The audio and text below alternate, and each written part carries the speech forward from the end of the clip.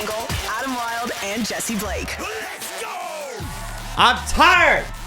I'm so tired. Well, that's too dang bad. Yeah, it's it. You know what? Outdoor games when it's -10, surprisingly exhausting. And I didn't even work. You two worked. I didn't work. It was great. Yeah. Oh, yeah. You were doing some Molson stuff. Yeah. I was doing social for Molson. It was very fun. Bit of an influencer boy. And Good time. I got there at 11:30, and we did almost all our work before the game. And then there was the game. I wore snow pants for like 12 hours. Were you warm? Were you too warm? For most, no, I was definitely not too warm. And I had been outside for too long. You ever, no matter how you dress, there's a threshold, and your body's like, all right, you're cold now. Yeah. Like you're cold permanently until you're uncold. That was right around second intermission. Yeah. I was just freezing out the third, and the vibe in the audience was weird because we were all actively cheering for being colder for longer. Yeah, Come we on, wanted overtime. OT. Come on, overtime. Yeah. Come on, but also we won't be too sad. In a way, that's got to be good for your system, I think. I think spending a day in the cold is good in the way that an ice bath is good for you. You know, I think our muscles today are a lot fresher, and they're feeling better. Do we know know they that an feel ice good. bath does that? Yeah. No, it's proven to promote recovery of your muscles. You think yes. Patrick Marleau's wrong? No, you know what? Who am I to say no to the all-time games leader? No one. That's who. That's right. You're right. How dare You're you. right. You're right. Honestly, I felt like the best part of yesterday was Willow Smith. Am I wrong in that? It was awesome. Better than the game. I was impressed that she played like a full set. Yeah. Like, she played a lot. We were expecting I three thought songs. it was gonna be 3 songs, and that would be like 10 minutes, and then boom. But And you guys were down there. Yeah. She played like what 7 songs ish. Yeah. It was a lot. Yeah. And Jesse had It the was good. MVP hookups. And we were streaming. Jesse had his phone out and streamed Willow on TikTok while we were at the Willow thing streaming on TikTok. So like I pulled up the live feed that the NHL was broadcasting. Yeah. Oh. And I was, she I was did like, great. are we in the shot? But the jib was swinging above us, so we weren't in the shot at all. yeah. I was okay with not being in the shot. Yeah. I didn't need to be in the shot. I didn't want to block anything. Yeah. I was worried about me blocking the camera. I knew I would either see you very clearly in the crowd or not at all. And it Oh was man, not at all. there's a topic there. Tall and at a concert. What happened to you? But it was great, and I think Alessia Cara was great. So the Arkells had to make an appearance. It's Hamilton. Death taxes the Arkells. That's the Canadian experience. Max Kerman was there for the gold medal ceremony. And I think the game was. I have to say the first period was sort of sloppy. The second period I was in line and missed all the goals, which really fucking sucked. By the way, I loved Hamilton. Loved the stadium's really cool and stuff, but clearly not meant for the amount of people that were there, because you have right beside the concession stands. I want you to imagine any football stadium you've ever been in that's outdoors. Every time you see a bathroom, it's a excuse me for saying this, but it's like a trough that you pee in, right? It's just a big long sink, and they had one toilet outside. One toilet, just one. There were men and women. There were more toilets in the parking lot that I parked in. Yeah. There were porta potties. I should have walked 10 minutes to the porta potty. I wouldn't have spent half an hour in line. But I met an SDP listener there from a couple of them from Newfoundland. They just come in to see the game, and a guy from Hamilton as well. Really nice people and that sort of thing. We had a good chat and kind of. But the second period, I was just I was happy, and then I was sad, then I was happy, and then I was sad, and then it was 8 minutes left, and that's when I got back to the seat. You saw 3 goals, and they were all for the Sabres. I know. It was my fault. It was my fault. The first period was funky because when it's snowing, it's so hard to skate. It's difficult to move the puck and skate and get around. So I figure the first period's got to be a wash. It doesn't count because it's outdoors, it's snowing. Yeah. How you supposed to play NHL hockey? And then the second period really it picked up and it got going because the snow went away. Right. No more flurries, and then it was a good game. It was entertaining. There was a lot of storylines. I love that coming out of it. But yeah, not the great performance by the league. Well, and you can notice too, the passes are not as crisp. The blue line entries aren't as good. At the beginning of the game, we mentioned no one's going to block a shot. Because that's going to hurt too damn so cold. hard. And I wish they maybe had. So I think the first thing you want to take away from this, I know everybody wants to talk about Matthews, but as a Leaf fan, my concern coming out of this is going to be the third goal where Mrazek literally lets it in, from his own red line. Fourth goal was bad too. Fourth goal is bad too. But let's start with the third goal because that's where the bad started. Before that, Mrazek had just made a really nice glove save. Remember, he's like, our section was all like, Peter! Like, you ruined it. I ruined it? Yeah, because you're like, he needed that. Well, I thought he was getting good crowd support. Yeah, he needed to hear the support from the fans, and then he let in like 2 staggeringly bad goals. You also blame the Brody skate goal on Mrazek a little. So I've had in a chance to rewatch it. Mm-hmm. Yeah. So obviously Brody kicks it in. Yeah. And it's from like the skate that's furthest from the net too. Yeah. It's an unbelievable kick. It's just, I still looked at Mrazek there. I'm like, okay, a teammate kicked it towards you. You probably weren't expecting that. Also, why are you standing there? It's ultimately not his fault, but why are you standing there? I'm an unbelievable amount of the time, I'm like, why are you standing there? He doesn't. He's a guy wearing pads, and there happens to be a net somewhere behind him. Goal 3, though, Steve yelled it out in the crowd, and everybody kind of looked at Steve because Steve's got a booming voice. I don't know if you know that. Oh, I didn't even notice. You just said, "Hug the post." Like, why doesn't he hug the post? Because that's all you have to do there. As soon as, because, I mean, it's not like I got, like, Superman vision. Like, I saw where the shot came from, and I saw that it was a goal. And I'm like, okay, there's only one spot that could have gone in, and it's not going to be very impressive. And then we saw it, the and replay. Like, you stink. Like, yeah.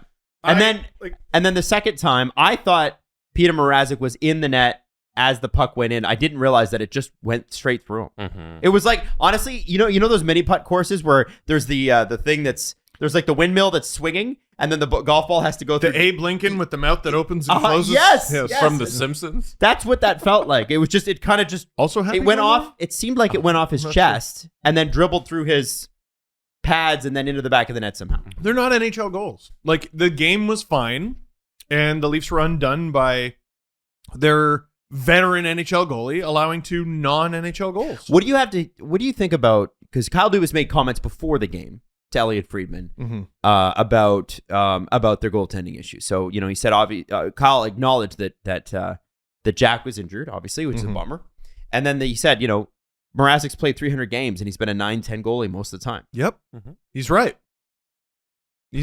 What else did he say? Did he say he's not worried? I don't think he did say that. Did he say that he's been the worst goaltender in the entire National Hockey League? I don't think he mentioned that either. No, because I was about to say, good people lie too. I don't know if he lied. I think he just stated facts that didn't answer the question, which is what you're supposed to do if you're in his position. Sounds like a politician. I get that. This is Leaf fans.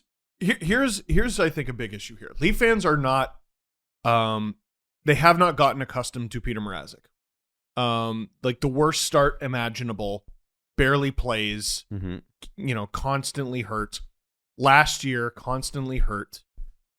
He's always had these bad tendencies, like, getting Flyers and Hurricanes fans in my mentions, like, oh, yeah, his foot. Get ready. Yeah. Oh, where he is on the post. Red Wings fans getting in on that, too. Okay, he's always had a goofy, stupid style, but it all comes out in the wash. Mm-hmm. He'll allow 1 or 2 dumb ones and hold the fort. Make some pretty athletic saves, and at the end of the day, no matter how he does it, he still comes up with a save percentage somewhere between .905 and .915. Is basically his whole career. Somewhere between a little bit below average to a little bit above average. Mm-hmm. That's an average goalie, isn't it? And that's all the Leafs really needed. And that's you can look at the free agent deal he made. In free agency, that is the kind of money that gets you league average goaltending. But we're not getting that. No, we're not. And he had it has to be between the ears because he was not this bad. These past 2 games have been non-option games. Okay, so the first period's a wash in the outdoor game. Well, that would favor Mrazek, wouldn't it? And then the third and fourth goals were really, really bad. The first goal's such a backbreaker, though. You just score. Everyone's going. You scored 40 seconds into the second. You allow one right away. In terms of That's the sort of goal we would criticize for a goalie whose bar isn't so low right now. But the bar is the third and fourth goal. Well, we're just looking for him to not allow those. I thought it was interesting seeing your reaction. Both of you finally saw the Wayne Simmons clip from last Thursday in the car last night on the drive home. It was finally got the to see first it. goal. And I mean, it's telling, right? Like I mentioned this on the last show, but Wayne Simmons says, Jesus fucking Christ is what he says. I think he says, "Are you fucking kidding?" Oh, is that what it is? Oh, okay, yeah. They're not. Neither is good. Neither is good.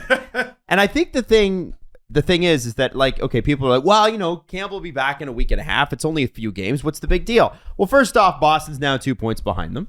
Oh. They had the opportunity to get closer to Florida and to Tampa. They didn't take it in the way that maybe they should, although they did outscore some of their problems and get some points where maybe they shouldn't have in the last few weeks.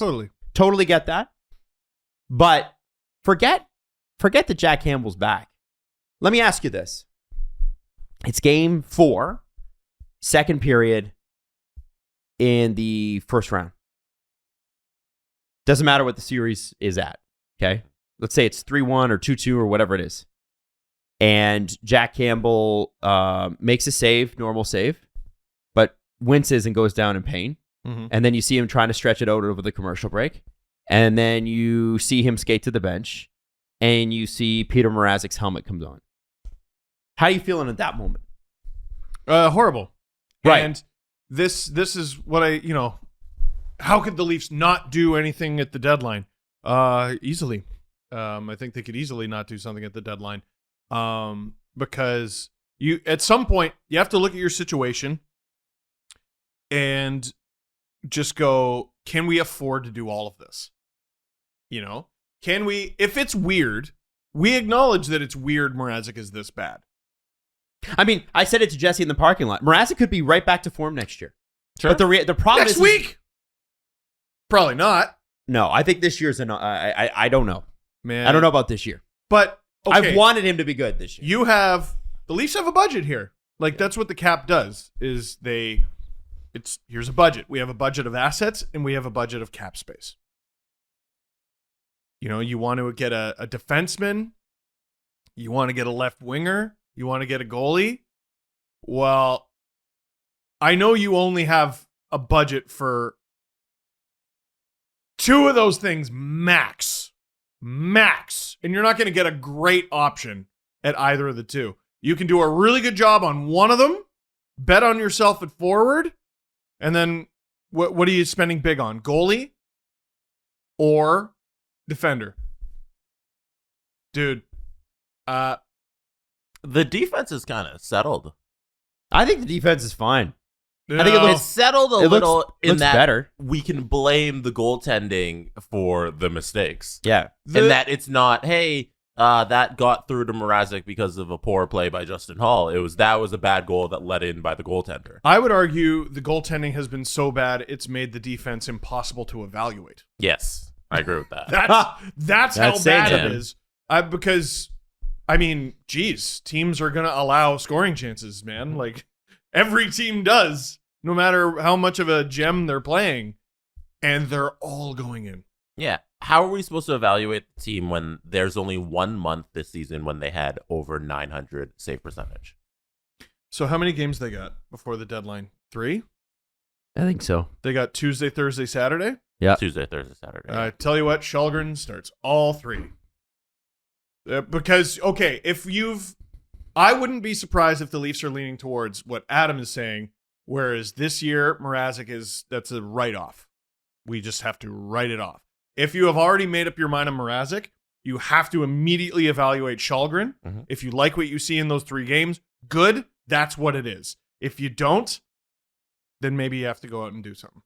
I think we see a move in goaltender before Saturday's game. I think Källgren gets Tuesday, maybe even Thursday. We see maybe Mrazek goes back in for the Hurricanes, but then Dubas probably makes something before Saturday. Because we were, after the game, one thing we were talking about is how Dubas makes reactionary moves all the time. Yep. He sees a thing and then he goes out and he does something about it. And this seems like an instance where it's clear enough to everybody. And you don't mean that in a negative way. A lot of people, when they say yes, reactionary, they mean it as a negative connotation. No, where there's enough built-up evidence and then there's a clear game where that evidence comes through and it breaks, and hey, the defense sucks here, let me go get Lyubushkin. The goaltending sucks, let me go get the Jack Campbell trade originally from LA. And here, there's something clear here where Mrazek's not going to work out in the long term, especially if Adam's theory comes through that he's never going to put it together. So you need to get at least something out there. But what is that thing? Is it Braden Holtby? Is it Forsberg in Ottawa? So there's really only less than a handful of options. The Ottawa Senators are always forgotten about as a trade partner for the Leafs, but for divisional rivals, they make deals together a lot. They do, yeah. They make deals together a lot. The financial situation of both teams seems to be a match in a lot of cases, whereas the Leafs can the Leafs can take care of some of Ottawa's problems, and Ottawa can take care of some of the Leafs. Sneaky there. I think part of the reason we look at Ben Sherratt as a non-option is just we can't picture it. Like, we have seen the Leafs and Habs make deals before, and every time it was icky, and took me a while to like warm up to like Grabowski even. Plekanec, every time he put on a Leaf jersey, I'm like, that's dumb. That's stupid. Please stop that. And they made him shave? What is this monstrosity you've created, Lou? It's so hard for me to picture. A deal with Ottawa, I think, makes some sense. Interesting. Yeah. It's just, if I'm Dorian, I'm not giving up Forsberg. I sign him to an extension now, and I bring him back next year. What if you're Pierre Maguire, though? Yeah, what do you do then? You're thinking like a regular general manager. This is Ottawa. The Ottawa Senators do not have a regular situation. They're broke. Like, they got to commit to one guy, decide if it's Forsberg or Gustafsson, and figure out how on earth you get rid of Matt Murray. Yeah, the Matt Murray contract might cost them a really good goalie in Anton Forsberg. Mm-hmm. Like, because it's $6.25 million until 2024 offseason. So 2 more years after this, 6.25. And for Ottawa, that's a lot of money for a team that plays with their own internal cap, where they're not spending to the limit. I think there's potentially a match there. Yeah. The Leafs are going to have to give up something they don't like. But I think there's potentially I'd send a first to the moon. Yeah, I think you got to do it. I think you got to do it. I think you got to, like, see, here's the thing. It's not that Jack Campbell isn't the starter or that he isn't good. It's that Mrazek is having an off year. And like I said to Jesse in the parking lot, like I say it to you now, he could be good again next year. But it's like Bobrovsky, right? When he's bad in Florida, Florida's bad. Well, so now if the Leafs do get Forsberg and they have an intention to extend him, so you're going to extend Forsberg, you have to get rid of Mrazek, and it's probably not going to be a great deal for you. You're probably going to have to like attach something to that rocket to make it fly. And then there's Campbell, who's a UFA, and how on earth do you gauge what that deal is? I have to tell you, I think that they got to be sweating it, him and his agent. Yeah. Have to be sweating it, because the way he started the season, he was looking like a $6-7 million goaltender. No Leaf has spent more money this season than Jack Campbell. Yeah. And I wonder, the way he talks in press conferences, and I don't know, maybe I'm deducing too much from a press conference, but do you not get the sense that the guy's just too damn hard on himself? Yes. Like, and I don't mean to say that as a homer. Like, if you're a non-Leaf fan, you're probably rolling your eyes right now. Go watch a clip of Jack Campbell in those press conferences and tell me that's not somebody whose self-talk, which is a real thing, is not too negative. He has all the talent, but man, when he gets down on himself, it's sad to watch. It's hard to watch. I love him. It's a problem. Like, Mrazek, I can understand why he would feel bad right now. He's had some bad performances, and he's getting it. Like, he's sort of, not loudly, but audibly getting like Bronx cheers. He's getting like, even the glove save, like, he's getting some like sympathy cheers. Like, hey, that's great. I could understand. Jack Campbell, I mean, gets nothing but love in this city. And it's because he deserves it. But he's got a team that's got to win the cup. That's forget the first round. The team has to win the cup. And he's got no contract next year. And he knew, like, here's the thing. The way Dubas does deals, this is what I'm questioning this. I don't know if this is true. The way Dubas does deals, how does Dubas do extensions? What does he normally do them? Ahead of time? Either way ahead of time or at the last minute. Way ahead of time. Yeah. I can guarantee, I can 99.9% without actually knowing anybody or talking to any sources, this comes from nowhere but my brain. Jack Campbell and his agent were offered a contract this year. And they said no. And they said no. We're going to wait it out. And it's not there anymore.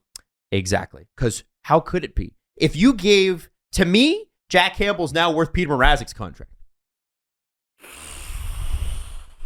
Because we've had 1 month this year of over 900 goaltending. If you think I'm nuts, remember that. Here's how I would go into a negotiation. And I love Jack Campbell. Career backup, has had 1.5 good seasons. Dude, I think it was around the All-Star game. And I want him to succeed. I want him to win the cup. So don't think that I'm turning on Jack Campbell here. Around the All-Star game, I said something that got me torched. And I was talking about a Leaf goalie move then. Like, you got to make a decision here. And the situation has deteriorated so far from when I suggested, I don't think this is good enough. Maybe they should make a move. And I was talking about Jack.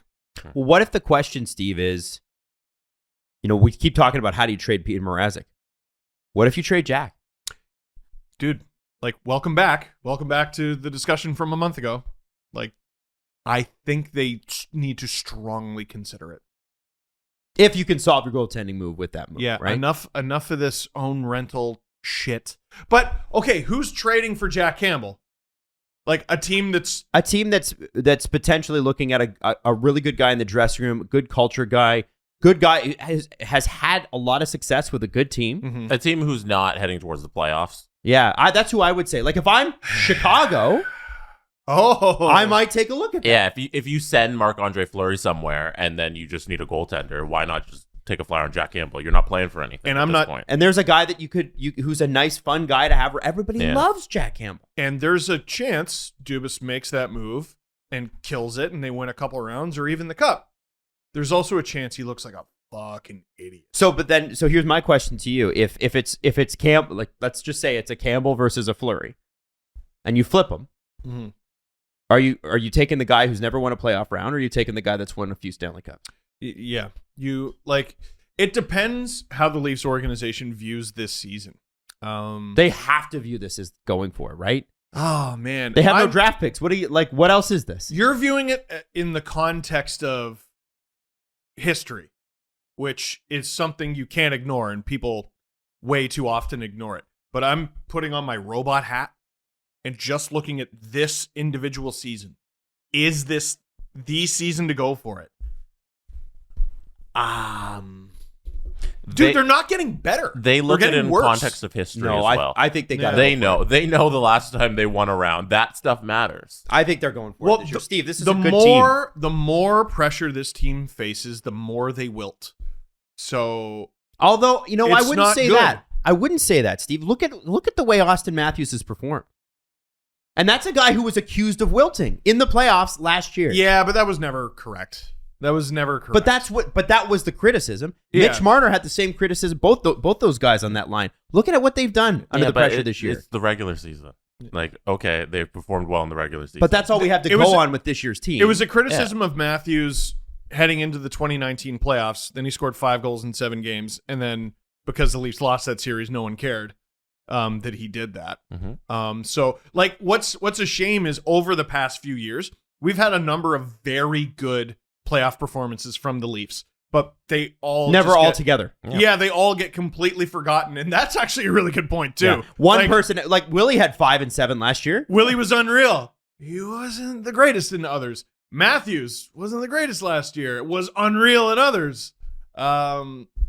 They've gotten great goaltending that stole them games. They've gotten really poor goaltending, and that's like within series here. So last year, coming out of the deadline, I took a look at Dubas's performance and I went, you know what? Hindsight will dictate how good this deadline was, and hindsight does not look on it favorably. But I remember at the time going, I don't know what I would have done differently. There was the Taylor Hall conversation. Maybe you could have gone there. But Nick Foligno, healthy, seemed like a really, really, really good match for the team. And if they take Foligno and Tavares all the way through that series against Montreal, a healthy Foligno and Tavares all the way through that series, I still don't think there's a chance Montreal comes out of it. I don't. But shit happens, and they lose. This year, heading into the deadline, last year was I don't know what I would do differently. This year is I don't know what I would do. I don't know what I would do. I think it's easy. You get a goalie. You have to get a goalie. They better not. Then you go with easily the worst defense out of the 3 Atlantic teams. They better 4 not Atlantic bring teams. Muzzin back. Sorry? If you leave Muzzin out, that opens up things up for the deals that we're asking for. Yep, if you I leave agree. Muzzin out, I there's agree. a whole host of things you can do. You can do the defense and the goalie. Absolutely. That $5.3 million, I think it is, 5.625. Yeah. That's enough to get something done on both sides. Yeah, it'd It'd be a detriment to the team to bring him back early. I'm loving watching Earl Schwartz tear his hair out, just trying to figure out the math of the Leafs cap situation heading into the deadline, because I have no idea. I mean, they certainly can't go into penalty for next year. I don't know what this team is thinking. I mean, you're Kyle Dubas, all right? You're 6 weeks out from the trade deadline or something like that. And you're like, all right, I got one of the best offenses in the league. I got a guy who's competing for the Hart Trophy. Mitch is playing his best hockey of his career. Morgan Riley is making me look like a genius with this contract extension. I have an all-star goalie. Mm-hmm. I know I'm going into the deadline and I'm getting a defenseman, and that's my one move, and we're going to have a really good shot at this.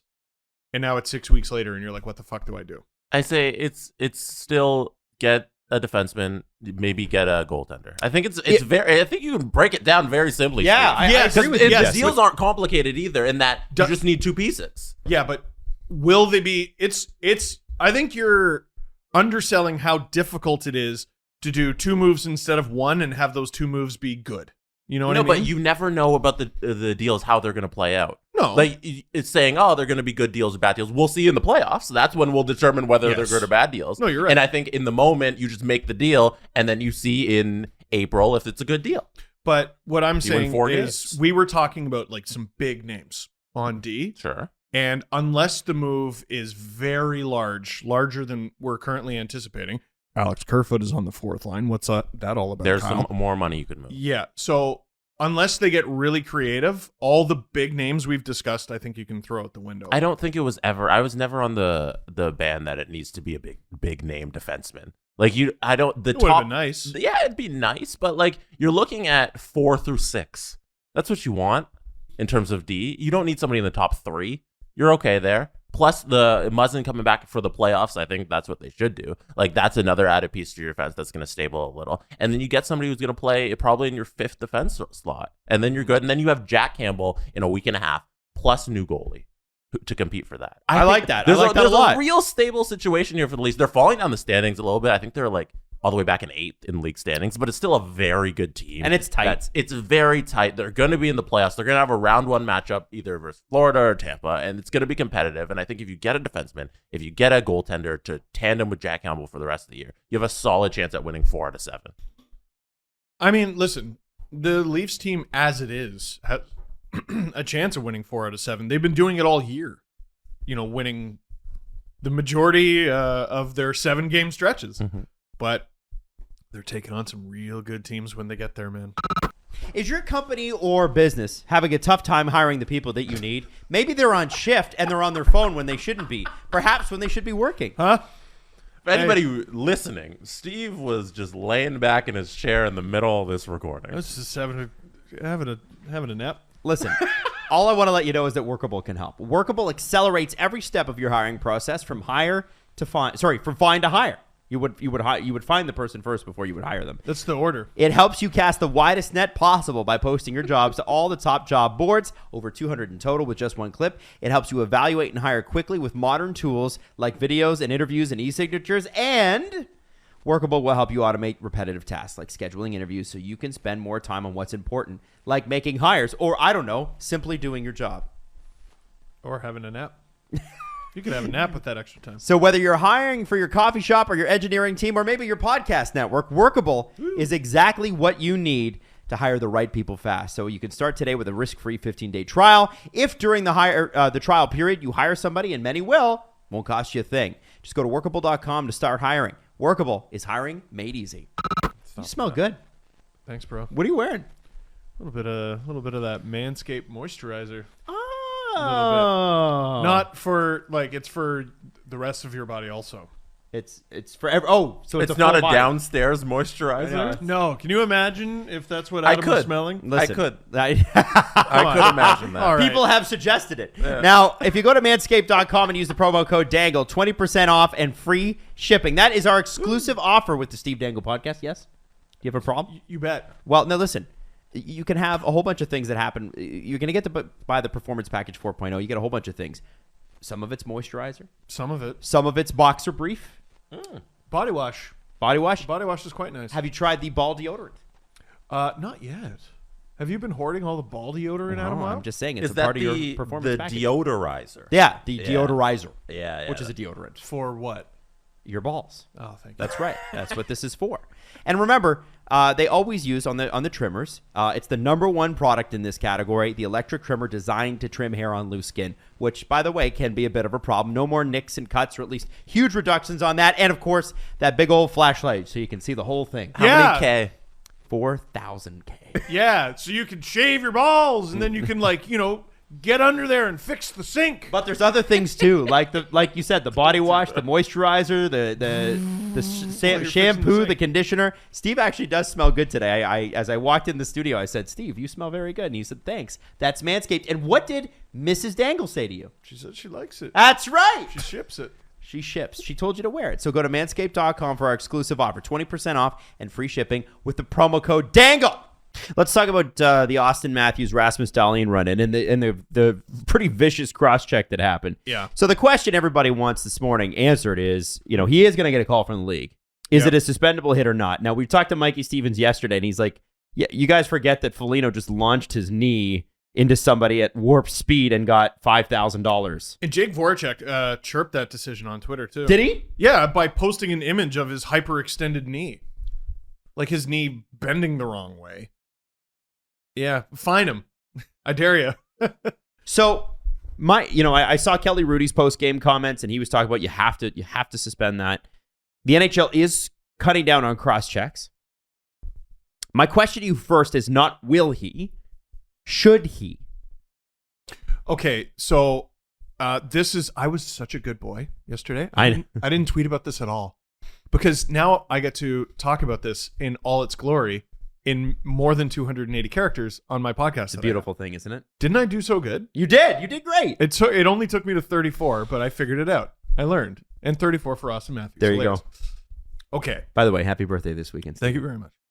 We're ignoring, ahead of time, we're ignoring the context. Okay. We're ignoring everything we know about NHL decisions. Okay. Right? Okay. Your question was, should he be suspended? Should he be suspended? Absolutely 100%. Jesse, should, not will, should Auston Matthews be suspended? You should get a game for that, yes. I, Adam Wild, also say that Auston Matthews should be suspended for that one game. Yeah. Cross-check rode up his shoulder? Yeah. Sure, I believe you. I don't care. It's dangerous. We can't have a league with that. Now, we've seen this before, and we've seen this, and we've seen that. Guys, the question is, do you want this in the NHL or not? I think we can all agree that cross-checks to the head and neck shouldn't be allowed. No, we don't want that. Nobody wants want that. We don't want that. Now, do we get to the discussion about consistency?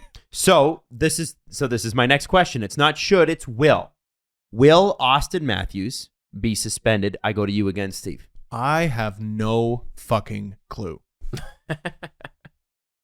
No idea. I don't want to be the Leaf fan who goes, what about this? What about that? What about that? People, the most egregious one I got sent, I don't know if it was from the regular season or playoffs. I think it was from the playoffs. Ben Sherratt cross-checks Wayne Simmons, and then Joel Edmondson from at least half a dozen strides away cross-checks Wayne Simmons right in the fucking head. Right in the head. And I think he might have been fined for it. Guys, that cannot be in this league. It's bad enough that fighting is allowed, like that head trauma. Punching with gloves gets you a 2-minute penalty, and on very rare occasions a suspension, Dylan Larkin.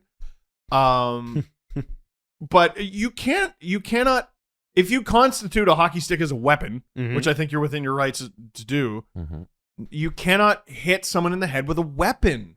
You cannot hit someone in the head with an object. You can't. I love him. He's my team's best player. He's, competing for MVP. You can't do that. You can't do that. And the lead up to this, Jesse's got it playing right now. Dahlin is screwing with him. He's definitely screwing with him. Does Dahlin cross-check him? I saw, oh yeah, Dahlin tried to cowbell him. No, he didn't. That's a stick lift. There it is again. Shoves him down. That's a stick lift. And I know some people wanted him to fight in that situation. Beating up Rasmus Dahlin wouldn't have made me feel better. I think for a few seconds it would have been like, all right, Auston dropping the gloves. Oh, it's Dahlin? Rasmus Dahlin? What does that imply? Well, he's big. And he probably would. Yeah, I don't think tall. Matthews. You mean? I don't think Matthews is winning that fight. Are you joking me? Matthews has 40 pounds on that child. All right. He would have beaten the brakes off of him. You think so? But I don't also, know. I don't want my goal scorer. I don't want my team's best player and leading goal scorer with his surgically repaired wrist getting into a fight with anybody. And I know, this is the old Ken Reed adage, room. Got to have room. Listen, beginning, middle, and end, Matthews shouldn't be getting in fights. God bless Michael Bunting right there, flying in. That's his role on that line. When they're not scoring goals or trying to do better for their team, because they are one of the best lines in the NHL, Bunting should see the second Matthews is upset and fly in. I'm upset he didn't confetti gloves the situation. Just confetti gloves. Just go nuts. He did on Dylan Cousins later on. And by the way, what did I say last week? I said it's 2, 3, 4 on 1 all the time. And there was a situation, I don't know if it was Bunting or Mikheyev, but here comes Tage Thompson, third man in. Listen, stop the honor, stop the everything. Just be absolute brutes out there. 2-on-1, 3-on-1 guys, gloves off, punch them. You're allowed in this league. It's literally allowed. And here's another observation here.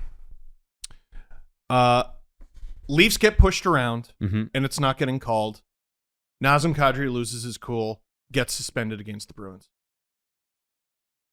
Jets are running around. Stuff's not getting called. Game gets out of hand. Jason Spezza gets suspended for doing something stupid. It's very stupid. Yeah. Leafs are getting pushed around. They're losing this game. I'm not even accusing the Sabres of being dirty, but they're getting pushed around and they're losing this game and they're embarrassed. And Matthews is probably going to get suspended here. So this team, I don't think you can change the physical, the confrontation culture of this team by getting one tough guy. They do not handle conflict well. They're never the aggressor. They never start it, and they only seem to get involved when there's the red mist there, and then you're suspended. And then you're of no use to anybody. Well, because the ref watched everything that Dahlin did to Matthews, which, I have to be honest with you, in a hockey sense, all of it was a penalty, right? It was a penalty. The puck had moved on. The puck was at center ice when all that happened. When you watch that replay, the puck is at center ice. Yeah. So the ref is, it could be holding, it could be interference, it could be roughing, it could be a bunch of different things. But as soon as Matthews retaliates, you see that arm go up. As soon as it happens. So, okay, the thing I like least about that, so a lot of that is just bumping and, stick lifting and net front battle, which they are trying to crack down on the cross checks. Dahlin, I thought, did a good job of avoiding doing something like that, a cross check. What I don't like is when he's essentially shoving Matthews into the net. That's what I'm talking about. That's a penalty. At that point, yeah, because he can't do anything. And the goaltender cannot operate. This is if the Leafs do end up scoring here, it's going to result in a review of something, surely. So I thought it could have been called. The ref in the background, Dahlin hits him, nothing. Dahlin hits him, nothing. Dahlin hits him, nothing. Here comes Matthews. Hand goes up in the air. This team, They don't have a good read of how the game is called. So they just don't. And people who want the game called a certain way talk about it with a certain defeat in their voice, like me. I was listening to 32 Thoughts because I was behind on it on the way here. And Frege supposedly got lit up a couple games ago. I didn't hear it. I was working on my video. But fans were talking about the non-call from the Coyotes game. Okay. Oh, that would be the Chikrin. Yeah, they were talking about overtime. The week of non-calls, the trifecta that we had on Friday. And Frege is like, well, what do you expect? Yeah. And that's not Frege being an old man. Frege has always been on the side of they should call more penalties. Star players should draw more penalties. It's the NBA allows their stars to flourish. The NHL does not. As the playoffs go on, NBA stars get better. As the playoffs go on, NHL stars get worse. Mm-hmm. That's how it And that's goes. why you can't have your best players making another first round like Connor McDavid and Leon Draisaitl. They're not allowed to be themselves. And so that's what Frege believes. That's how he believes it should go. But he's given up the fight on it ever changing, and so have I. It's not going to change, guys. So the Leafs need to cope with this better instead of hoping for change. Be the change. Because it's not going to change. I think you should still criticize referees when they make bad calls. I agree, but does it not feel like wasted air? But that's I'm about, hey, I'm not going to get a defeatist attitude about it. I'm just going to hammering these referees, you know? Like, I'm not going to be like, I'm going to accept the bad refereeing. I'm going to move on. No, if there's egregious calls, I'm going to hammer them, and I'm going to do it every single time. Mm-hmm. And it may never change, and I'll be screaming till I can no longer scream, but I'm going to keep doing that. I'm going to end the fight. I have hitched my wagon, and so have you, and so have Adam, to a bad league. It is no. It's not a good one. I disagree. It's a bad league, and it's not good. No, good leagues change when something's bad. Mm-hmm. This is something that has always been, and they don't change it. It's bad league. But if they may change it, like I'm asking for like simple change, like a 2-minute report, like that'd be a simple change. Jesse, you won't get it. Maybe one day. I appreciate your optimism. Jesse, listen, I got X amount of years on this earth. I've already used up 34 of them, mm-hmm. and I'm done. I give up. I give up. I think going at things would be like a finality, like that'll never happen, is a wrong way to go about things. Like you have to leave room for a possible change. I also think that there's more change now in the last 5 years in the NHL because of fans being pissed off than there has been in the previous 20. Yeah? I really do believe that. Where? Oh, come on, Steve. Don't do that. Oh, come on. You said it. Give me an example. Everything from the social movements like BLM, we're actually having acknowledgement conversations about that, to actual rule changes, too. They were disappointing in that regard. I agree, but at least we forced them to do something. Look at what happened with Kyle Beach. It was fans. It was people that watched the episode. It was the people that shared Rick West's. And I'm, by the way, not conflating the two. No, I know. But to say that the NHL hasn't had to act due to its pressure from its fans, that's wrong. It's wrong. Adam, Steve, whenever they act, it's half measures. Right, but it's something. Oof. Is that the bar? Well, you're saying nothing, and I'm saying something. Yeah. You are claiming that nothing will change. I am claiming that that's not true. Yeah. Okay, so I'll upgrade to something that might as well be nothing. Can we meet there? No. I think any change here is a good thing, and I think the more you make this regime and this whole, it's so bizarre the way that the NHL handles referees. Like when they were announcing the referees yesterday, I'm like, I don't know who the fuck these people are. And I think it's important when we're talking about judging a game that we know the refs as well as we know the players. I actually do. I think that's kind of crazy to, people are like, oh, who pays attention to the ref? Well, if I knew the way a ref was going to ref a game, I could guarantee the players know their styles. Fans should know. The players know. Scouting the refs is such a great resource for that, right? The players know who's reffing the games and what kind of calls they'll get that night. 1,000%. They know them on their first name basis, and they know what they're going into. And what I don't like and I don't appreciate is the fact that the NHL protects these people more than they protect Auston Matthews and Connor McDavid and Sidney Crosby and Alexander Ovechkin and all these other players. Sidney Crosby's been in the league since 2005. Mm-hmm. He's never complained. Sidney Crosby's he's never complained publicly. Come on. Adam, how dare you? Has he really to ever? My face? I know he complains to the refs. Adam, Steve. Oh, well, yeah. So not in the media. Yeah, he's never complained. Yeah, I think Okay. you guys are. That's something you guys are saying. I was different like, things. whoa. Oh, No. Sidney no. Crosby's whole first 7 years of his career, his whole thing was everybody called him a crybaby. That was Yes. his Those are reputation. the words That that I he complained know. too Best much. player Yeah. in the world, whiner. But he, That was- but he Right. never takes it to the media because the NHL will find you and it'll make you No, look bad. because you can't Matthews say didn't anything either. in the media. Matthews didn't either. But why? But he didn't. But I have a thing with that. Why can't you say, hey, the ref didn't have a good night? If you say the ref didn't have a good night, it's a $25,000 fine. Why? Because it Well, costs you money. So I should point out, Gabriel Landeskog did not get fined, which I thought slam dunk. He was very measured in the way he had his statement, and I think he did a great job in that he avoided the fine. Kid gloves, you know. It's whenever you criticize a ref, you have to do it like you're bathing a newborn in the sink. Like You do. I agree with you, and I think that's wrong. And I think if fans It's always pushed for been- that more, always been that way. but it wasn't. Here's the thing: it wasn't that way in the NBA, and then it is.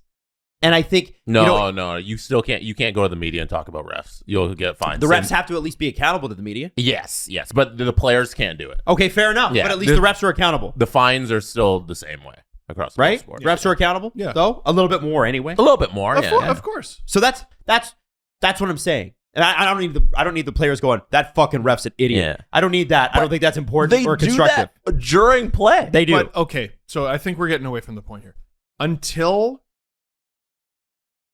Until the league makes a change, which I am skeptical of, and you maintain an optimism for. If we push for it, Yeah. Until the league makes a change, which we can acknowledge they have not, the Leafs need to handle this differently. They have to. And in fairness to Auston Matthews, I think they tried the other way. Okay, Ben Sherratt's grabbing me. I'm just going to let him ragdoll me. And I'm just not going to say anything. And not saying anything and not doing anything hasn't gotten him anywhere. So now he screams. Now he screams, you're a fucking joke, right in their face. And it's only going to hurt him. And he's going to have to go back now. Now he's going to have to go back to doing nothing. And maybe when you come into the league, here's a strategy. Maybe when you come into the league, from the moment your feet touch NHL ice, scream. you're a shithead. You're a fucking idiot. You're a joke. Every penalty you take. The first few games, you should go out there and intentionally take a bunch of penalties and scream in the referee's face. That way, you have somewhere to go. Because You can back it off. Hey, he's a lot nicer. You can back now. it off and they go, you know what? He's matured. Matthews came in mature. And they just thought he didn't speak. And now he's screaming. And now he's got to go back. No. When you get into the league, call the ref every name you can. I say they're don't disagree. stupid. I don't disagree. I think that's a good strategy. It is a good strategy. Maybe if you take a bunch of penalties, it's not a great strategy for your coach instilling trust in you. It worked for Sidney Crosby, did it not? It did. It did. And McDavid made the same mistake. Okay, fair McDavid enough. made the same mistake. I'm going to be good about this. Tell you what, they're not going to call anything. I'm Captain Elbow. And it didn't work. It super didn't work. And now he's got to go backward. So with that in mind, there's a lack of consistency. Enormous. There is a lack of calls that go through. And I'm going to finish it because we started with Auston Matthews and the cross-check and the potential suspension, right? Mm-hmm. I asked you, I think it's going to be a fine. you think it's going to be fine? I also think it's going to be fine. I think he's going to get 5,000. It should be one man. game. It should be a suspension, but I think he gets it's a fine. 5,000. That's For not the so. precedent, oh my God. I hope it's a game. So I was going to ask you, should he, will he, and then I'm going to ask you, is it fair? Because we've talked about that a little bit, but I wanted to ask you, is it fair? Because, and I'm going to bring up a name because we've seen it a lot here in Toronto. Zdeno Chara has made a career doing exactly what Auston Matthews did. And the excuse was, well, he's tall. So he cross-checks people in the neck because he's tall. I've seen Zdeno Chara cross-check people in the neck. And by the way, I'm a big fan. I really like what he brings, and I hope the Leafs get him before the trade deadline's up. I have to ask, is it like, how are we gonna do this? How do we quantify this, whether this is actually fair or not? Because I get Buffalo fans saying, the fuck, this guy should be suspended. And I agree. Yeah. But Can't do so that. then should all of this? Yeah, but what they do with suspensions is sort of gaslight you. And you go, well, based on the past, he shouldn't be suspended. And then the NHL shows you the video of Matthews cross-checking Dahlin in the head, and they go, so you think this should be allowed? And you're like, what the that's not no, you said this should be allowed, and now you're saying it shouldn't? But they go, oh, so that is what you're saying now. Yeah. The answer to is it fair is yes on both sides or no on both sides, depending on what you look at it. Because they're going to manipulate whatever they hand out to their result. You know, if they come out with the fine, they're going to be like, okay, this is the precedent we haven't found in other instances. And if they come up with the suspension, then it'll be like, you look at this. This is a suspension. So is it fair? It's no. Or it's either yes. They're going to make it up on either side. So it doesn't really matter. Here's my answer. Go. To everyone looking for fair, grow up. Okay. There's no fairness in their decision making. On a different subject, the Michael Bunting Calder conversation. We pissed off 2 fan groups. I pissed off 2 fan groups last week. You guys were part of the first one. You really weren't part of the second one. So the first one is Detroit fans. They fucking hate us right now. They do? Yeah, they want more respect on Mo Seider's name. Yeah. Oh, okay. So actually, hold on. sorry. Let me set this up. Okay, fine. The second thing is I pissed off Buffalo fans because of the Jack Eichel thing. And I was riding to the game with Jesse, and I thought, maybe that Jack Eichel thing was poorly timed. Because if one of them sees me in the crowd, they could easily throw a beer at my head. Now, they didn't. They were very nice. But it easily could have happened, right? We had a Sabres fan. She's like, I don't like you. I blocked you on Twitter. She was very funny. She was very funny. She's hilarious. Well, and then walking out, I go, congratulations. And she goes, I unblocked you on Twitter. I thought that was very funny. We didn't spend a lot of time on this, but we met a lot of fans at the Heritage Classic yesterday, and it was really nice just to see people and because it's been literally 2 years since we've been able to meet fans, and it was the best part of my day. And really cool. Taking all those pictures. I should hope so. It was most of your day. So to the listeners that threw me down some hand warmers, thank you. There were some listeners they saw me from 6 rows above, and they're like, "We see you're rubbing your hands a lot. Whatever. Do you want some hand warmers?" I was like, "Sure." And then they gave them to me. It was amazing. Here, as long as we're doing this before the Red Wings. Yeah. You were freezing. I wore snow pants because I'm smart. You were wearing Lululemons because you're an idiot. Yeah. Jesse, what happened to you? Oh, yeah. Oh, man. Well, I was wearing jeans, but I did the thing where you go up in the row behind you at a sporting event, and then you hop over the seat to get to your seat because there's people in the row ahead of you. You don't want to make them stand up. Right. So I hopped down to my seat, and I ripped my pants. Did a long split down the side. Crotch to knee. Crotch to, pretty much the knee, and But luckily I had a long coat on, so it didn't really matter in terms of the sight lines. But, sat there a little colder for the second half of the game. Yeah, you guys are both like, Skolnies. Come on. It's true. So, as a part of Kyle Dubas's, and we'll get to Seider in a second, but I want to talk about Bunting first. As part of Kyle Dubas's pregame talk with Elliot Friedman, he said he was talking about Michael Bunting and whether or not really Michael Bunting deserved to be in the Calder conversation. And he said some things that I really didn't know. He said, "My position as it pertains to Michael, his age, an older player who won the couple, not the Calder, and is 23, 24. He said normally, I wouldn't necessarily think that this guy should be the Calder guy. He said essentially alluded to that. He said, but normally if they're an older Calder winner, they've come from the KHL, right? Normally, that's a good point. And he said, Michael, if you look at the players he's contending with, I know they are 4 or 5 years younger than him, but Michael Bunting, until he was 17 years old, played AA hockey. Yep. Wow. Some of those players, when they were 17 years old, were in the best developmental programs in the world and already playing professional hockey. He made his AAA debut at 17 years old and played for the team that finished second or last the year before. We were lucky enough to find him at the Sioux and bring him in. And to me, his path is not as fortuitous as others. So certainly he did not have the exposure to development opportunities as some people did. To me, that should be taken into account. Now, I'm with him on this one. That whole paragraph was a setup to say, we do great in the Sioux. Yeah, no, well, I mean, they did. You know what, though? They did, though. You know what? Michael Bunting is, genuinely a wonderful story, for them. Yeah. Except for the part where you met my cousin. He said Michael had a very long way around to get here, and I think that should be taken into account. He's having a great year. Anyone who's trying to discount him just needs to be enlightened a little bit on his path. Now, I am going to say that all that is awesome.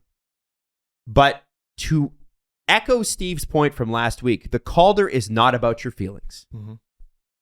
And that story makes me feel warm and fuzzy, but it is completely irrelevant as it comes to the Calder conversation.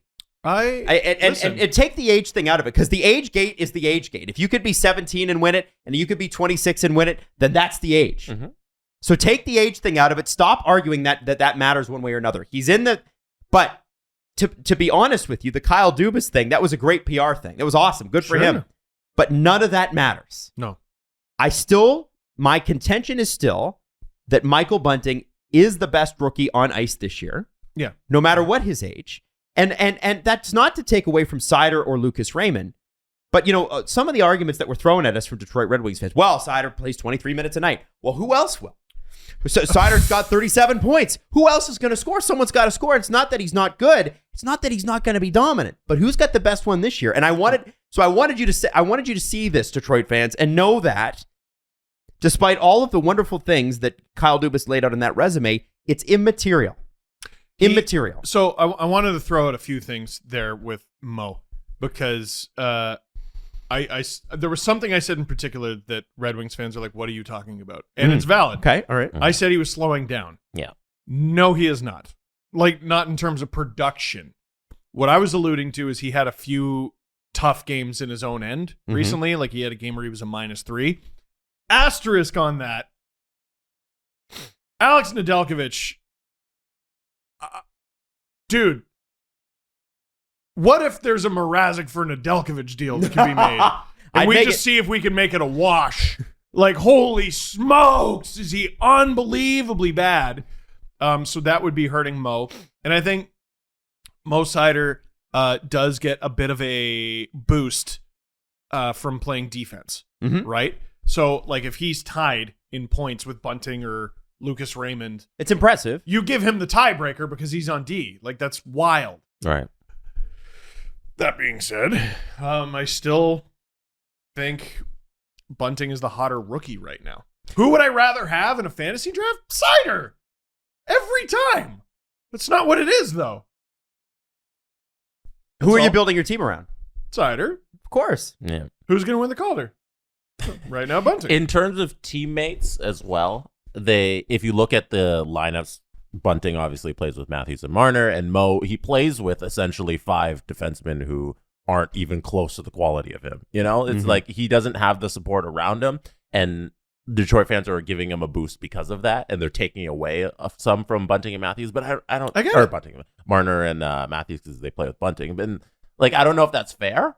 Like, it's just about the individual's performance. It's not about the team around them. It's not about the support that they receive in terms of putting up their production. You have to look at kind of the guy in the vacuum for the individual award. Yes. That's what it is. Because if we're going to do what they're doing with, well, you got to look at the situation. Bunting won that job. Over Nick Ritchie, yeah. Yeah, they didn't arbitrarily throw him in there. The Leafs signed another guy to more money. He didn't work. So, like, the notion that playing with Matthews and Marner is a given that you'll be successful is not true. Well, didn't Ritchie get 10, 15 games? He got the whole start of the season.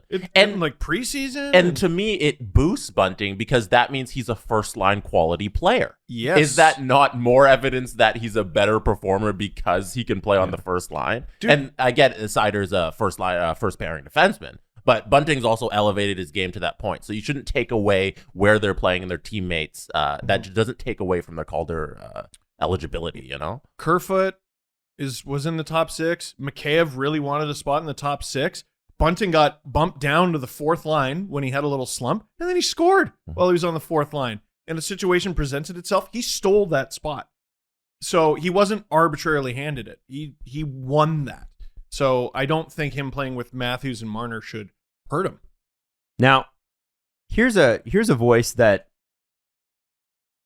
I think some people would be surprised to hear from in the Bunting conversation. Column at tsn.ca. Travis Yost. Bunting deserves the Calder this season. Hey, all right, Travis. Now, Travis, I'm not gonna go into it too much, but I think you should read it. He's putting Michael Bunting on, like, in terms of goals above replacement. Okay, just in the last 10 years, I'm just going to use this, cherry pick this one stat, but read Travis's article. It's long and it's in depth. In the last 10 years, here are the people that have won, and here's what their goals above replacement have been. Okay, 2011, Gabriel Landeskog, 11.5. 2017, Matt Barzal, 20.7. Are you sure it's not games above replacement? Goals above replacement. Oh, okay. Yeah. Yeah. So yeah, it's Gabriel Landeskog, 11.5 seats, says goals above replacement. Okay. Pettersson, 17.9 goals above replacement. Makar, 15.8. Nathan McKinnon. And that's not how many goals they score, it's how many goals they contribute to. Okay. Okay. Panarin, 14.8. Ekblad, 13.8. Matthews, 11.5. Wow. Kaprizov, 9.2. Huberdeau, 3.1. Wow. The 2021-2022 Calder class, Michael Bunting, 19.4. Holy. Anton Lundell, who, by the way, is still not getting any respect. Florida. Come on. Matter. Florida. Like, okay, and then you've got Seider at 11.4 and Matt Boldy at 8. Now, you could say Bunting plays with Matthews. Boldy's messed up because he just got here. Seider's a defenseman, and we're rating him by goals. Well, That's Aaron stupid. Ekblad was... No, it's contributions to goals, guys. No, I mean, like, that's stupid ridiculous for him. Oh, like, okay. It's crazy. Right. It's amazing for Yeah, him. Yeah. like, but if you look at Ekblad and Seider are almost exactly similar. That's crazy. Yeah. Seider and Matthews were in their rookie years about the same. I think, wow. First of That's all, wow, crazy, what right? a Think about compliment that. to Seider. I would say it was once a 2-horse race between Lucas Raymond and Mo Seider. It's now a 2-horse race between Bunting and Seider. And Anton Lundell's looking on like, what? Doesn't matter. Florida. Oh, well, sorry, in terms of the conversation. And Lundell should be in there as well. No, if Huberdeau's not a Hart Trophy candidate, then Lundell's not a Calder Trophy it's a shame candidate. nobody's talked about that. Yeah, no, both of them. They don't get trophies. It's Florida. I just wanted to throw that out there. Travis Yost, guy who is not a Leafs homer. Listen, Very definitely not a Leafs homer. I was just happy Alan gave me a break from the constant wave of Martin Ferk tweets. There it is. I'm glad the Huberdeau thing happened so that, like, just give me a break. This Martin Ferk. This Ferk and Martin Ferk. I am going to read you a letter from the Russian Federation, which is the government, to the Russian Hockey Federation, which is the Russian Hockey Federation, which is the arm of the government to the KHL. Yes. I'm going to read you a letter. Yeah. Okay. Dear colleagues, we're all going through a difficult time today. A lot of information is posted in all information resources every minute. Now, you have to remember this is translated from Russian, so it's not going to make complete sense. Mm-hmm. And unfortunately, often it is unplausible news and fake. So what they're saying here in the first paragraph is a lot of information floating around where our government's just blocking it all. Instagram, Facebook, Twitter, everything. And a lot of what you're reading is fake news. In support of their own during war is only possible reaction of a normal person. So supporting your own during war is the only reaction of a normal person, meaning that some of this fake news coming out of the Ukraine is fake news because they're pro-Ukrainian. Of course, that makes sense. We ask you to support the action and work with the fans of the issue of supporting our army. Meaning, the KHL is now to support the Russian army. We are sending coordinated campaign posters. They can be printed and distributed in the form of leaflets, flyers, flags, flash mobs, audio and video appeals in Cuba are also welcome. And I don't know if they actually meant Cuba or if not. Please note, promotion is mandatory and subject to reporting. The day after a game day, all reporting information, including photo and video reports, at least 4 photos, as well as brief text descriptions of the event, including materials involved, must be submitted to the Hockey Federation before 10 Moscow time. And so basically, what's happening at KHL games, and by the way, they're acting in the KHL like none of this is happening. It's bizarre. It's so bizarre. And if you follow KHL's English account, which I do, nobody can reply unless the KHL also follows you. Yeah. And they only follow 125 people. So nobody is actually allowed to reply to the KHL's tweets anymore. And so now, and Steve mentioned this like 10 years ago. You know, when the last lockout happened, or lockout strike, whatever the last thing was. It was a lockout, I think. Yeah. We started the show that season, like after that, right? Late in the playoffs. Yes. And one of the things we were talking about was we had basically 2 lockouts in 10 years, right? And one of them had been a full season, then one of them had been a half season, and it had been pretty devastating to the sport. And a lot of the chatter at that time was, well, hey, there's the KHL, and they're going to come in and they're going to sign Ilya Kovalchuk to $14 million a year. Are we going to see more of this? Because of the hard cap, are we going to see star players leave the NHL and go to the KHL and make a lot more money, which was on the table at the time? Yeah. And Steve said no. And what was interesting about it is you said you need to remember the KHL's place in society. What's it there for? Do you remember what you said? No. This is fascinating. What you said was that it's there for people to let off steam. It's the same reason, and I'm extrapolating now. Sure. But it's the same reason that the Romans had games. It's the same reason we have them. You need to have spectator events where you can bring fans out and they could go, for 3 hours and then go home exhausted. It's a what they call a social safety valve. Mm-hmm. And also, you sort of hinted at the fact that there was deep connections with Russian oligarchs and therefore the Russian government on every team. SKA St. Petersburg is arguably a richer hockey team than the Toronto Maple Leafs. They're owned by Gazprom, which is like the state-owned oil company. So they're printing money. They are a richer team. Yeah, so that's objectively. There's a reason why whenever you hear KHL news and this team is looking at this player, or this guy's leaving to this team, there's a reason that it's usually like 2 teams, because that's where all the money is. It's those 2 teams. St. Petersburg being chief among them. St. Petersburg had a roster. Remember Ozhiganov was like a healthy scratch in like half his KHL games in the year before he joined the Leafs? It's because they had like 45 people. Because they just hoarded them all. Yeah. And there were teams in like smaller Eastern Russian markets, like just water. just dying and playing with minor leaguers, and So this is the interesting part for me, because you look at this from a political perspective. They are now using the KHL teams to promote the war. It's a league that there are deep political ties in that league.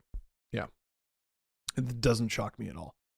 This goes far beyond singing the national anthem before a game. You know what I mean? That sort of nationalism that some people like, some people are uncomfortable with. This is, they're directly using the Continental Hockey League as a propaganda arm of the Russian government.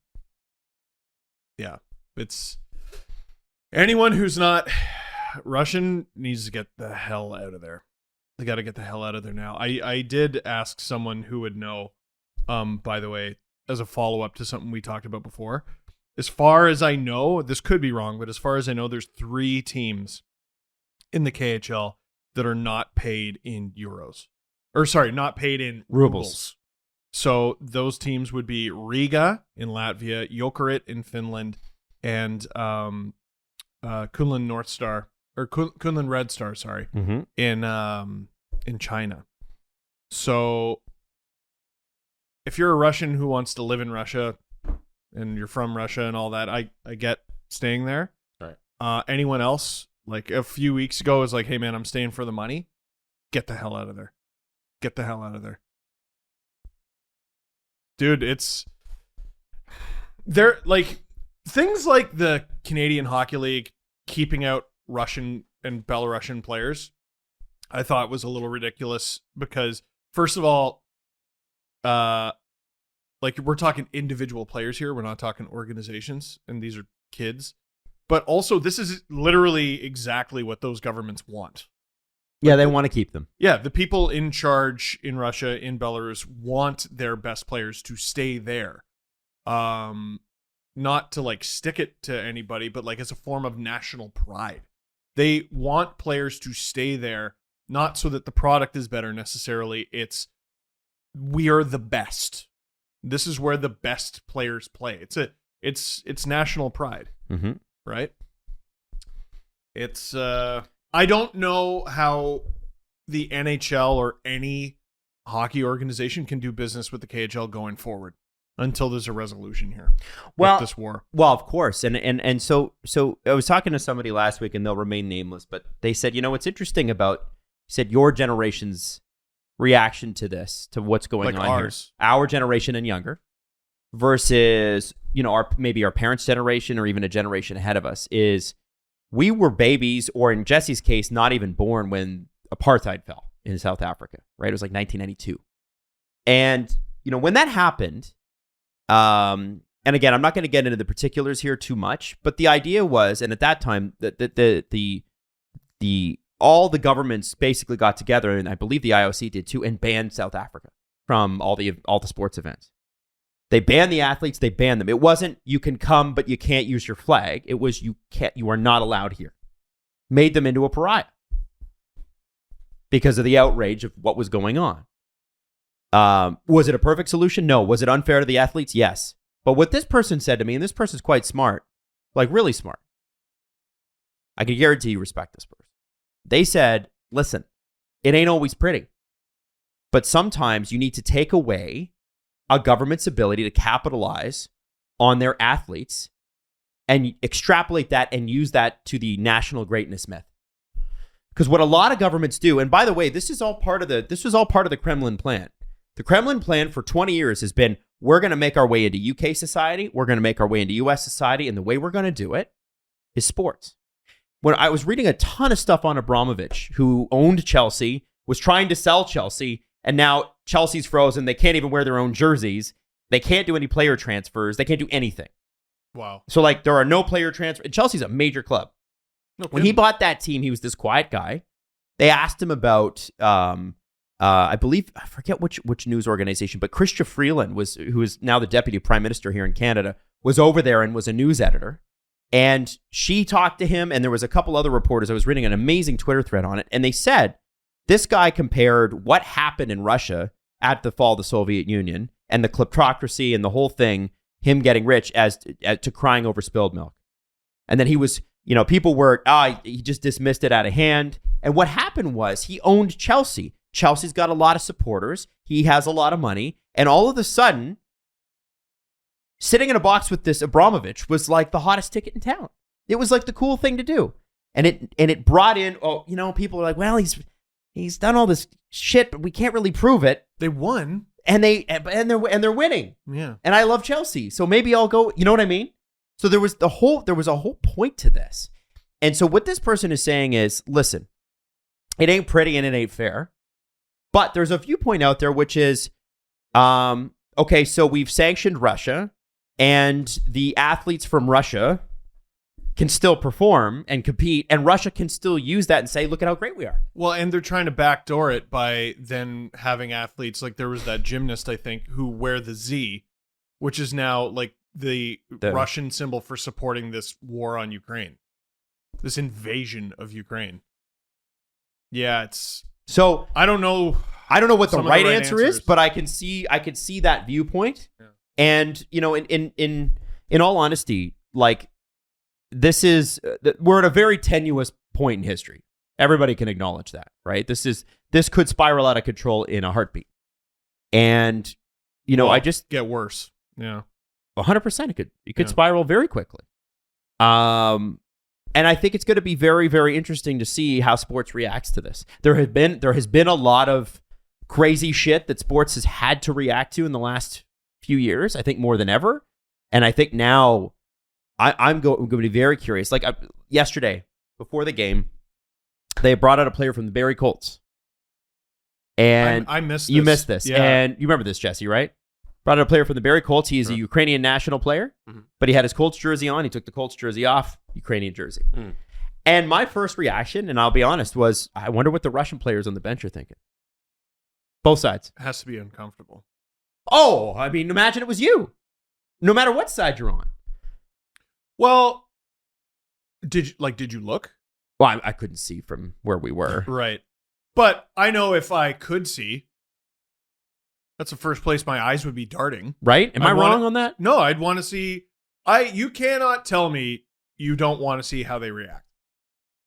And like with no accusation, you're just like, how do you react to that? I don't know. Your two countries are at war, and we now go live to what you think about that. Like, you can't tell me you're not curious. Anyway, it's very, very interesting. Yeah, you should check out the KHL page. It's pretty nuts, and I guess they're blocking everybody that they were blocking everybody that tweeted Ukrainian flags at them, because they were basically getting ratioed every time they tweeted. People just tweet, and then they just said, okay, well, nobody can reply to our tweets now. Not such a meme lord, are you now? No, not really. So it's very, very interesting to see how this plays out. I just thought I'd bring that up. Now, the last thing I would like to bring up before we get to the press conference, and I'm going to admit I know nothing about this subject. I remember this person, but he wasn't one of the people that stuck out to me. Scott Hall has been taken off life support. And, very, very famous, very popular wrestler. He has not passed as of this recording, but they are going to discontinue life support. From what we know, he fell, and this is from, basically he went and had a procedure done to fix a broken hip. He has suffered 3 heart attacks already while trying to, I guess, recover from this surgery. So you can imagine the damage that does to your body, 63-year-old man.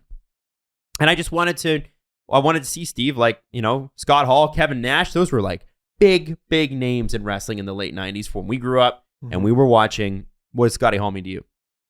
Oh, man. I mean, he was the bad guy. Razor Ramon. So I knew him before he was NWO, WCW, Scott Hall. Back in WWE when he was Razor Ramon, WWF when he was Razor Ramon, and wanted to be him in video games, and the Razor's Edge was this cool finishing move, and we would all dangerously try it on each other in the schoolyard. And or at least the first part of it. It was basically, I want to see if I can lift you. That's what it was. The new generation of wrestler, I know you guys don't pay as much attention. The new generation of wrestler is unrecognizable from the one that he grew up in. And the one he grew up in, it was steroid use, cocaine abuse, alcohol abuse. They lived hard. Painkiller. So a lot of these guys have died young. Scott Hall, it's such a shame. I mean, it's such a shame because 63 is too young, but it's also such a shame because he's basically on his second chance at life, pretty much. There's a documentary about his sort of rise and fall in wrestling, and the fall is so sad. He was at an indie show. In this indie show, they're like, we got Scott Hall. This is a big get. They made him go on, even though he had just gotten out of the hospital. I don't even remember what it was for. It was something grotesque. And he comes out. He can barely move as his music's playing. He's still got his hospital bracelet on. Oh. And he's just staggering around the ring. And it looked like he was on death's door many years ago. And he made a comeback. He's at the Hall of Fame ceremony for WWE. He's looking healthy. Gives a speech. He's got that deep voice, and he resembles himself. Yeah. Which for a while he didn't. Yeah. So to hear he went south in this way, it's sad. It's sad. I hope the current generation of wrestlers right now doesn't go through. Every wrestler, the majority of wrestlers I cheered for growing up are either sick or dead. And that's the truth. Mm-hmm. Especially the guys from when I was a kid. Those are not old men. Those are guys who should be in their 50s, 60s, 70s. And a lot of them, because of what they put their bodies through, not just in the taking bumps, but in the travel and the substance abuse, a lot of them aren't with us anymore, and it's wrong. Well, I think now you see the difference in physiques with WWE athletes, right? Back then it was these big, lumbering, giant people. The bigger, the better. Yeah. Right. And just you remember how big Triple H used to be? How big Kevin Nash used to be? Hulk Hogan was huge. WWF Hulk Hogan versus WCW Hulk Hogan is hilarious. Oh, yeah? I'm going to look that up. Oh, WWF. But he always bragged about his 2-foot pythons, his arms that were 2 feet around. And then he gets to WCW and he's svelte. Because he wasn't on roids anymore. Right. Scott Hall reminds me. Wow, you're right. When I think of Scott Hall, all I think about is the completely unhinged era of wrestling. It was crazy. Where everything was on the line, and it was the worst of the worst and the best of the best. Like, the programming was like sexist and homophobic, and nothing was off the line. You know, they could do anything they wanted and be on TV in the mid 90s, you know? It aged so poorly. It's awful television. I talk about the Attitude Era with reverence, and then I went back and like watched some stuff, and I was like, holy shit. Yeah. This, like, I can't even be like, come here, son, this is what I grew up with, and show them. But no, you cannot. So that era, for what they were doing on television, the things the wrestlers were doing off air was the same recklessness. You know, all those guys were on substances. They weren't sleeping. They're traveling every night of the year, and they didn't take care of their bodies in any respect. You know, even from the in-ring performances, you know, they would do anything to get a rise out of the crowd. They would damage themselves in any respect. And then off air, they're doing all the steroids. Let's be honest here. All the steroids, all the drugs. So that's the era he comes from. And it's just slowly throughout this decade, we've seen those guys who lived through that just deteriorate and go way too soon. And it's sad. The things they did for entertainment purposes for us as teens, just watching that as teens and kids, you know. And that's what I'm going to think about when I see, for the next, I don't know how many years it's going to be, where we're going to see more stories like Scott Hall, where these guys are just going in their 60s and a little too early because of what they went through. And like, you got to commend them for loving wrestling so much. Like, that's what they did it out of, the pure joy of wrestling and entertainment. And it's sad, but like the passion that those guys had for the sport, you know, they reflected the audience. They did, man. Some of those pops I remember from when I was a kid, like just the glass shattering of Stone Cold, like just crowd goes absolutely insane. Oh, but like wrestling, you can even live a good, healthy life. You know, not do any of the substances and stuff. Yeah, as it's gone on, we've seen it get smarter. We've seen guys like CM Punk get the biggest pops in the game. Yeah, a guy who's the complete opposite of every 90s wrestler, a skinny dude who it's kind of a milk bag, let's be honest. Yeah. a milk bag who's substance free. Yeah. He's like, I live a clean life and that's my thing. Adam Cole? He's like one of the most over wrestlers right now. Yeah. And like I think what was it? Michaels, Shawn Michaels was the closest back then to what they are now. Shawn Michaels was like a mover, right? Like he wasn't stylistically, but everything off air was. He was right on, like all the pills, all the drugs. I don't doubt that. I'm just saying, like, stylistically, in terms of his stature, right. He was a slimmer dude. But all the old guys are yoga guys now. Yeah, Diamond Dallas Page, Shawn Michaels, and now all talking about how they do yoga. Over the next 30 years, we've seen that you don't have to be that to get the biggest pop in the game. You can be the other dude who lives a healthy, reasonable lifestyle and still be the most over guy in wrestling. But recently, we saw a wrestler, I forget his name, he was fighting Drew McIntyre. A move went wrong. He was dumped right on his head. Oh. And then there was another wrestler a week later, Big E, who was champion 2 months ago. He broke his neck. Oh, gosh. He broke it. So, he did give an update. He fractured, I think it was 2 of his vertebrae. This is AEW?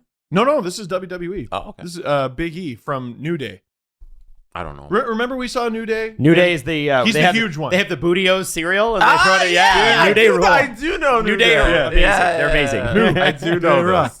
New Day. Yeah. There's just a guy playing a trombone off the. Yeah, that was Xavier Woods. That's it. That's Xavier Woods. Yeah. That was so stupid. They're so entertaining. But yeah, Big E, who's like, I don't know, 300 pounds. Someone gave him a belly to belly suplex. Oh god. Lands right on the top of his head, fractured 2 of his vertebrae. But was able to move all his extremities and everything, and he said he didn't feel a difference in strength. So he broke it in, I don't know, if there is a good way to break your neck, that's how he did it. There's still a huge risk involved, man.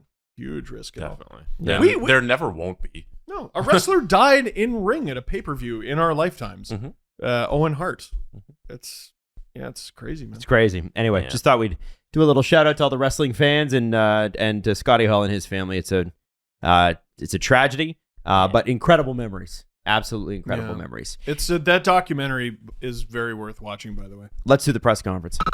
Our next partner is a pretty cool product. Let's talk about Athletic Greens. Now, if you're looking to get better gut health, more energy, a stronger immune system, the really easy, natural way to do it is Athletic Greens. And I'm sure you'll agree, not all of us are huge fans of having to take a bunch of vitamins in the morning. No, I always forget. Do you get yours laid out for you? No. Okay, so one of my friends, his girlfriend, they've only lived together for like 8 months. She actually bought him like a pill thing, and then like does his pills at the beginning of the week, and he has to. What? Yeah, seriously. Yeah, I won't mention it who, but I will tell you who after the show. But yes, that's what happened. I think I know who. Yeah, I think you know. We both know who that is. I have a So theory. Athletic Greens, you can get rid of all that. All you have to do is drink it. Athletic Greens is an all-in-one solution that actually tastes good.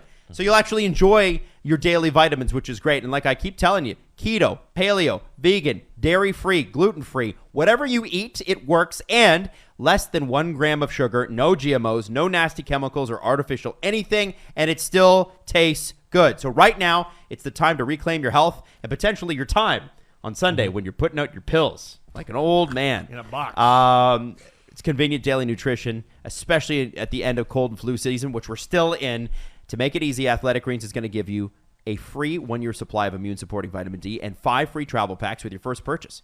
All you have to do is go to athleticgreens.com and use that promo code SDP. So athleticgreens.com/SDP. Again, athleticgreens.com/SDP to take ownership of your health and pick up the ultimate daily nutritional insurance. You guys thinking about buying a car this year? Like half a dozen. Okay, well, that's good. That's good. I'm because going to buy a full dozen. See, thanks to Edmunds for sponsoring the show. We want you to check them out. Car shopping can be confusing. It can be stressful. And if you're trying to buy half a dozen cars like Steve is with his big YouTube dollars. Yeah. That must be Baker's what dozen. There it is. There it is. That's 13. Yep. There are what I'm plenty getting. of top 10 lists, 50 years of trusted shopping advice on cars, price guidance. It's all in one place. Edmunds is unbiased research, reviews, and industry expertise to help empower car shoppers just like you to make the best decision. It's free, and there are online tools that can help you compare and go to dealer quotes and figure out your budget and your financing and get your appraisal for your trade-in, which is important too because one car pushes through the next one. You don't want to go a day or two. What do you without a drive car. right now, Steve? That's A Mazda. Mazda? Yeah. You could trade that in with Edmunds. You could. And get a They pretty would tell penny. you right now what your Mazda's worth. Well, and then I'll get 7 because since Jesse's getting 13, I want to even 20. Car shopping can be overwhelming. Edmunds is here to help. Visit Edmunds.com and click on Edmunds Best Car Rankings to research and compare vehicles. That's Edmunds, EDMUNDS.com. Edmunds, we drive it like it is. This podcast is sponsored by BetterHelp Online Therapy. Now, Steve could tell you relationships take work. Yeah. Take our 3-way marriage, for instance. It's taken work. It has. But look at the fruits of our labor. Absolutely. A lot of us will drop anything to go help someone we care about. I would do that for Steve. Steve would do that for me. Jesse would do that for us. We would do that for Jesse. But do we go out of the way to treat ourselves the same way we would treat our friends? We rarely do. Yeah, usually not. Not so much. So please, as people who go to therapy, I go to therapy at least once a month. BetterHelp is definitely something you should check out. Online therapy that offers video, phone, and even live chat sessions with your therapist. So even the people that you love, you can talk about a little bit and go, how do I solve this problem? And they can tell you. And it's a way that whatever's comfortable with you. Because I think what freaks out a lot of people about therapy is they don't want to stand or sit eye to eye with a person and go, here's where I feel inadequate. That's very difficult for some people. There's a level of vulnerability. 100%. Look in the camera at him and see how vulnerable it Is can this be. which No, one? no, your That solo one there, camera. okay. Yeah. I'm not good at this. That didn't feel good. But you can have video chat sessions. You can do just chat, like text chat sessions, and it's all more affordable than most in-person therapy. And you can be matched with a therapist in under 48 hours too. And that's the great thing about BetterHelp is it's quick. Give it a try and see what over 2 million people have used and found with BetterHelp, and their lives are much better for it. You should check it out. This podcast is sponsored by BetterHelp.com/STP. So Steve Dangle Podcast listeners, you get 10% off the first month at BetterHelp.com/STP. That's BetterHelp.com/STP. The Presser. SDP. The Steve Dangle Press Conference.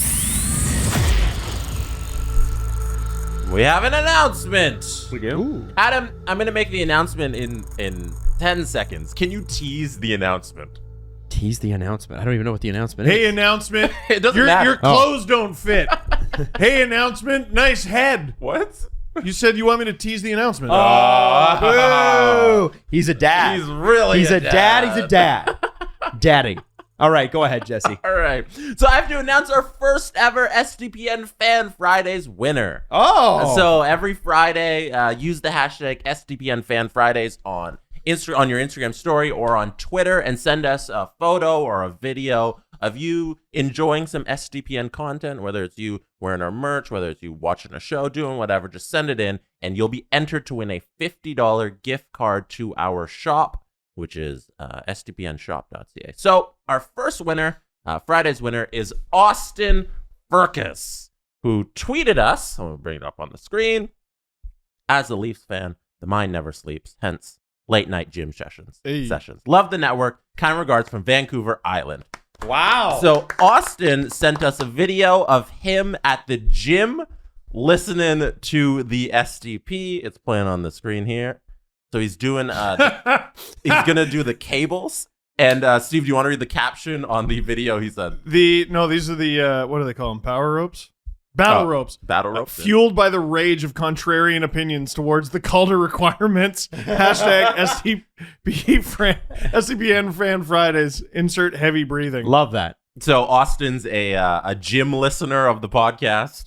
So shout out Austin. Congratulations. Look out for a DM from one of our community managers, Robert or Jamie. Get that butt down, Austin. Get that butt down. I see what you're doing. Get that butt down.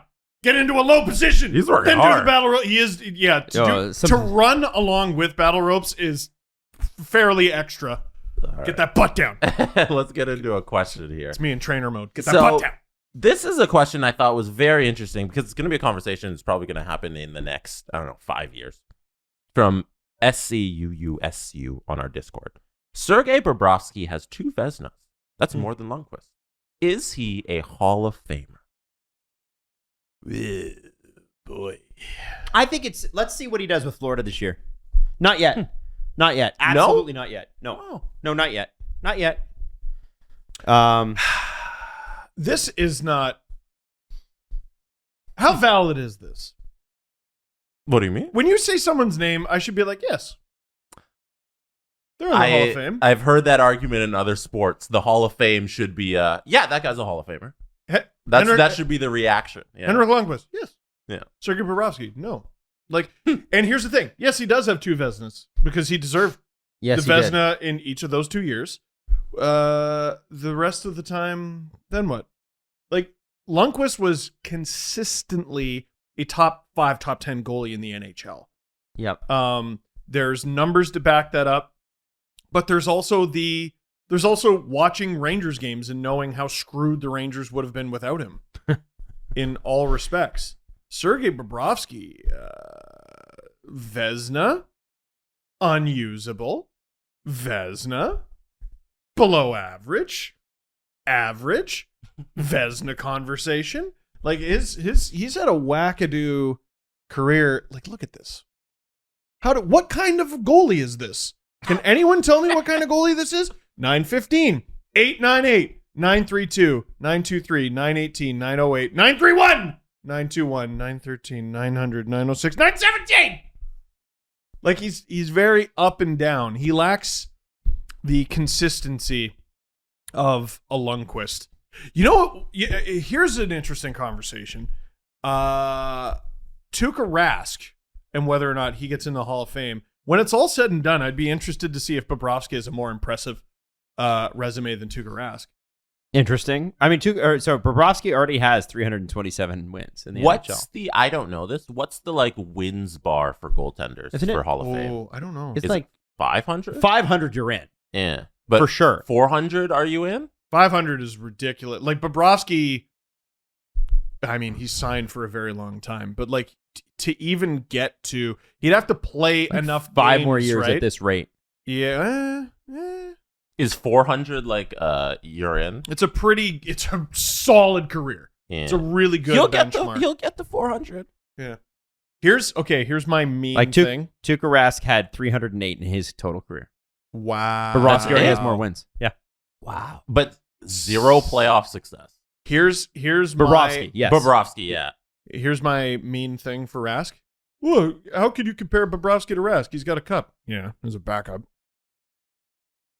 Steven. He never won the cup as a starter. Never did. Never, not once. It's true. And listen, in the conversation, it'll get brought up. Mm-hmm. It is relevant. Mm-hmm. It's tough. But you hear the name Tuukka Rask and you're like, that's a Hall of Famer.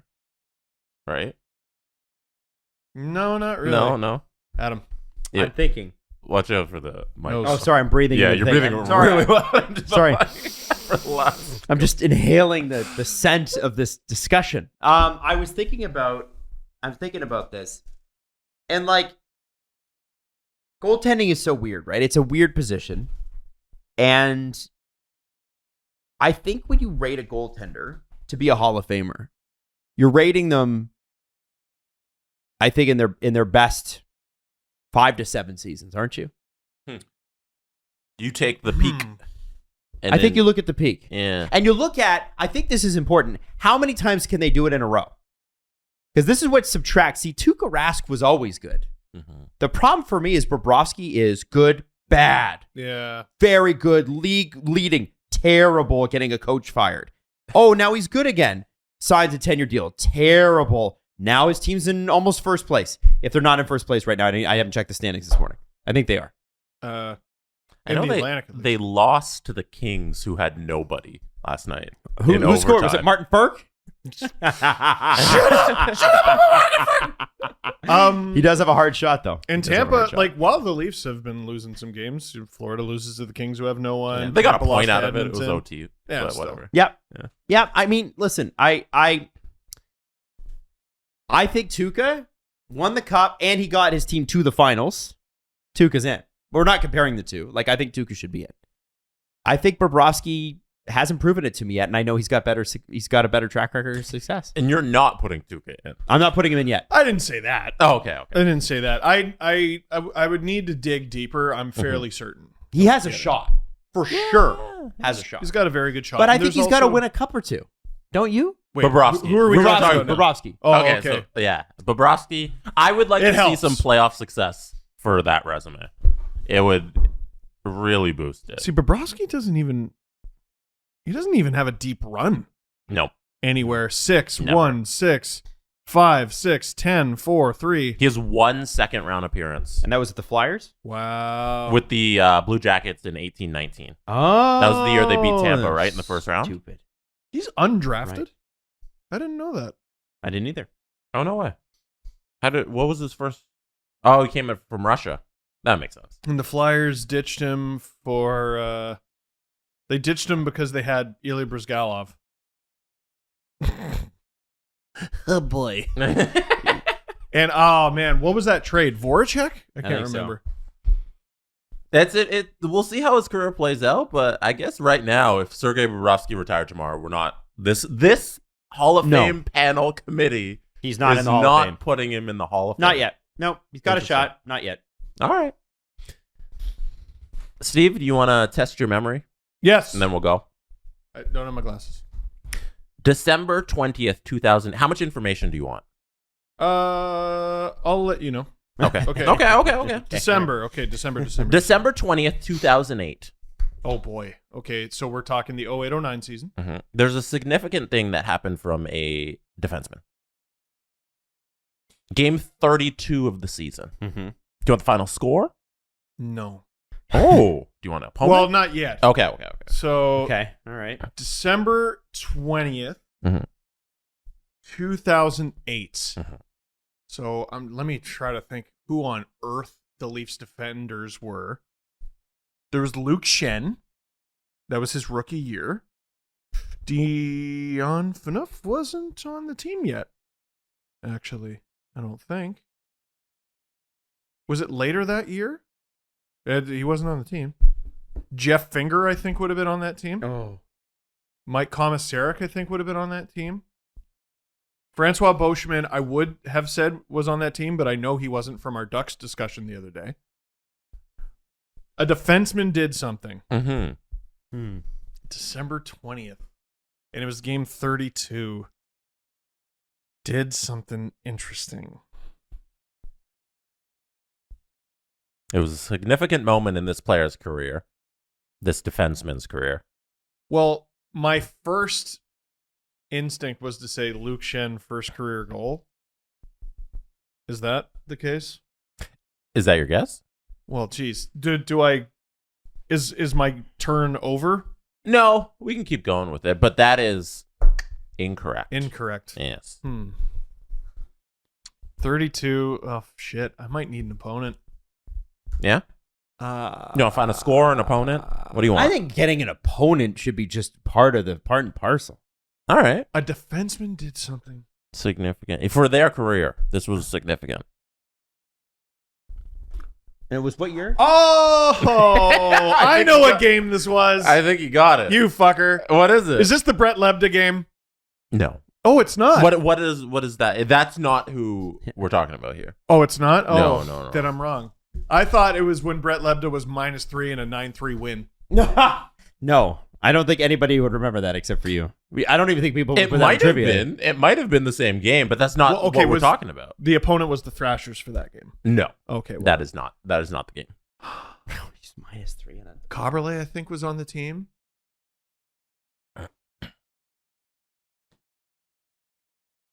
Remember the Thrashers? Yeah. That was a Were team. the Leafs at home or on the road? Let me see. Yes, let me pull up the thing. It was on the road. Was it in Boston? It was not. Hmm. Steve, I don't think you're getting this one. All right. Okay, give me the opponent. The Pittsburgh Penguins. A defenseman did something of significance against the Pittsburgh Penguins. Mm-hmm. You want final score? It has to be Coberley, right? Like passing in career assist or something for the Leafs. Oh, man. At least we're 13, 13, and 6. Not a great start to the year. God, this is really hurting my feelings. So Fleury was probably the goalie. Played the Pittsburgh Penguins, who were 17, 11, and 4. The final score was 7-3 for Toronto. Did you actually stump Steve? I think we got him. Did we get him? We got him. Okay, so a high score, significant moment in the defender's career. I'm thinking hat trick potentially. I was thinking Coberley assist record for the Leafs. Because isn't he like You're the all-time assist holder? I'm pulling And he the was plug. king of the ghost assist. I'm pulling the plug. You're not getting this. Shit. Jonas Frogren scored his only career goal. Oh, my God. Man. That's really hard. Holy It's shit. very hard. Jonas Frogren, who cost the Leafs a draft pick. Scored only one Oh. goal in his entire career. It was on December 20th, 2008 versus the Pittsburgh Penguins. That's so hard. for the Toronto Maple Leafs. That's a little aggressive. I don't know.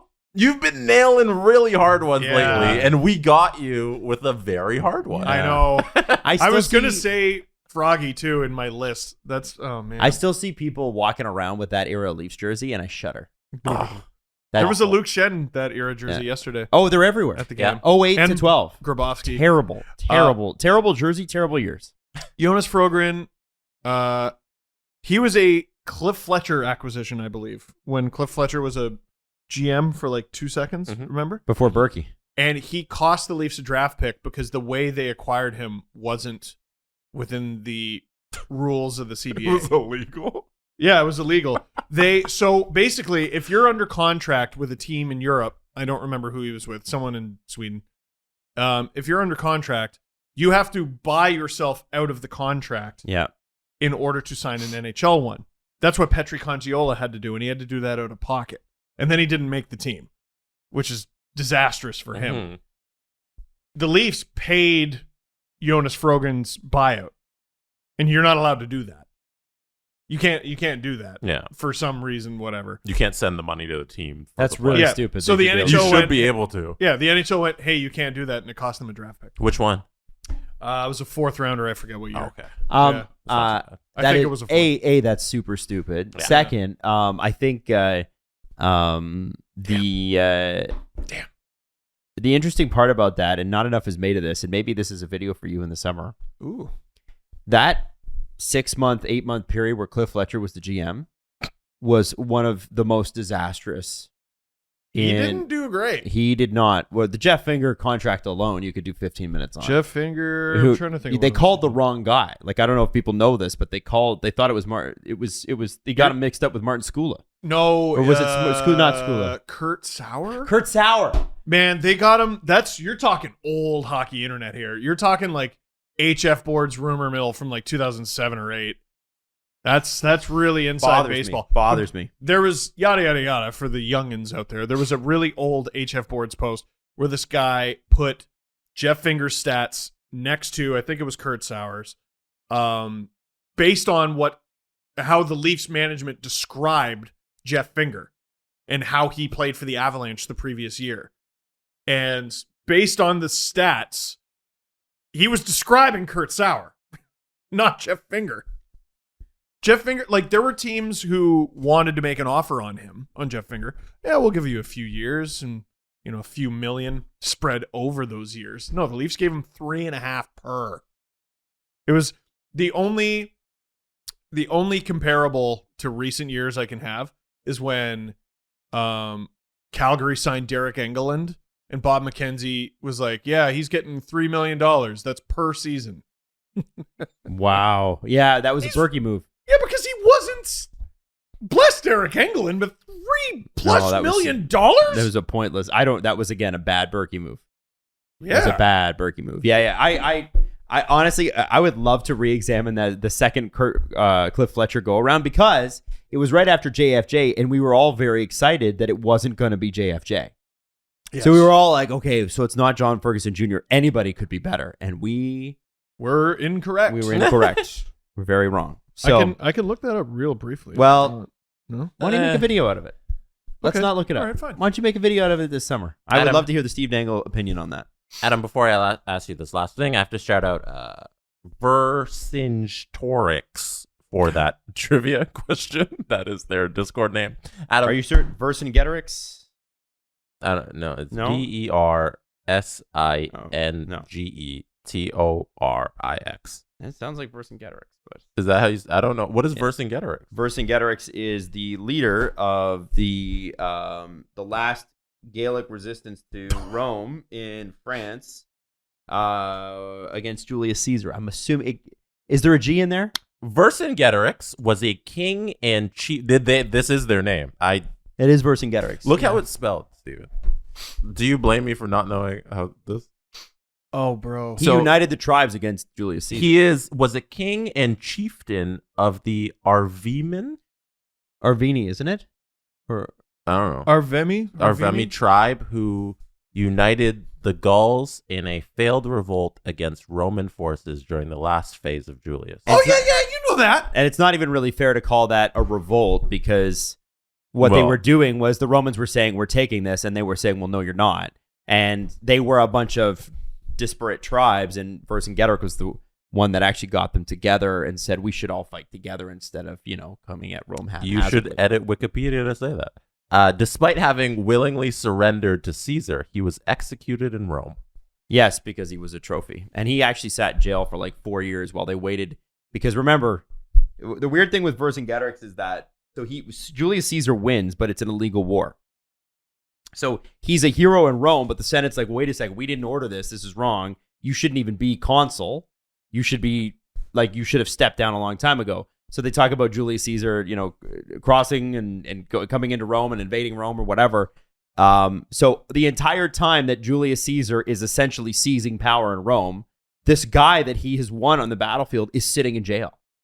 In pre-Christ jail. You can imagine the conditions, right? Jesus. And so then once Julius Caesar actually seizes power, and that's a civil war with Pompey Magnus and then a whole bunch of things, he has a huge parade through Rome, and 4 years later, here's Vercingetorix still chained up, and then they killed him.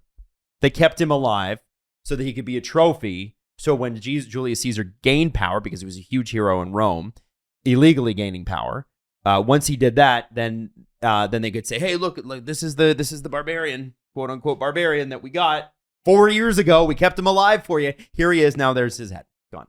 Jesus. Yeah. Crazy. Execution by strangling. Oh, strangling. Yeah. Oh, yeah. Yeah. Now I think they used to do that. I think if I'm wrong, I could be wrong, but they may have done that privately. I feel like, I don't know that they would have had a public execution of strangling. I think they would have done that. That doesn't sound like an official thing. No, I think it was sort of considered like, here's a nicer way to die. Weirdly enough. I guess. Yeah. Anyway, no bloodshed, right? That's the whole thing. Okay, cool. Anyway. Wow. That's from... They got a cool statue of him in France. He's riding like a horse. Is it the green one? Yeah. Oh, there you go. Mm-hmm. Well, it's green now. Didn't used to be green.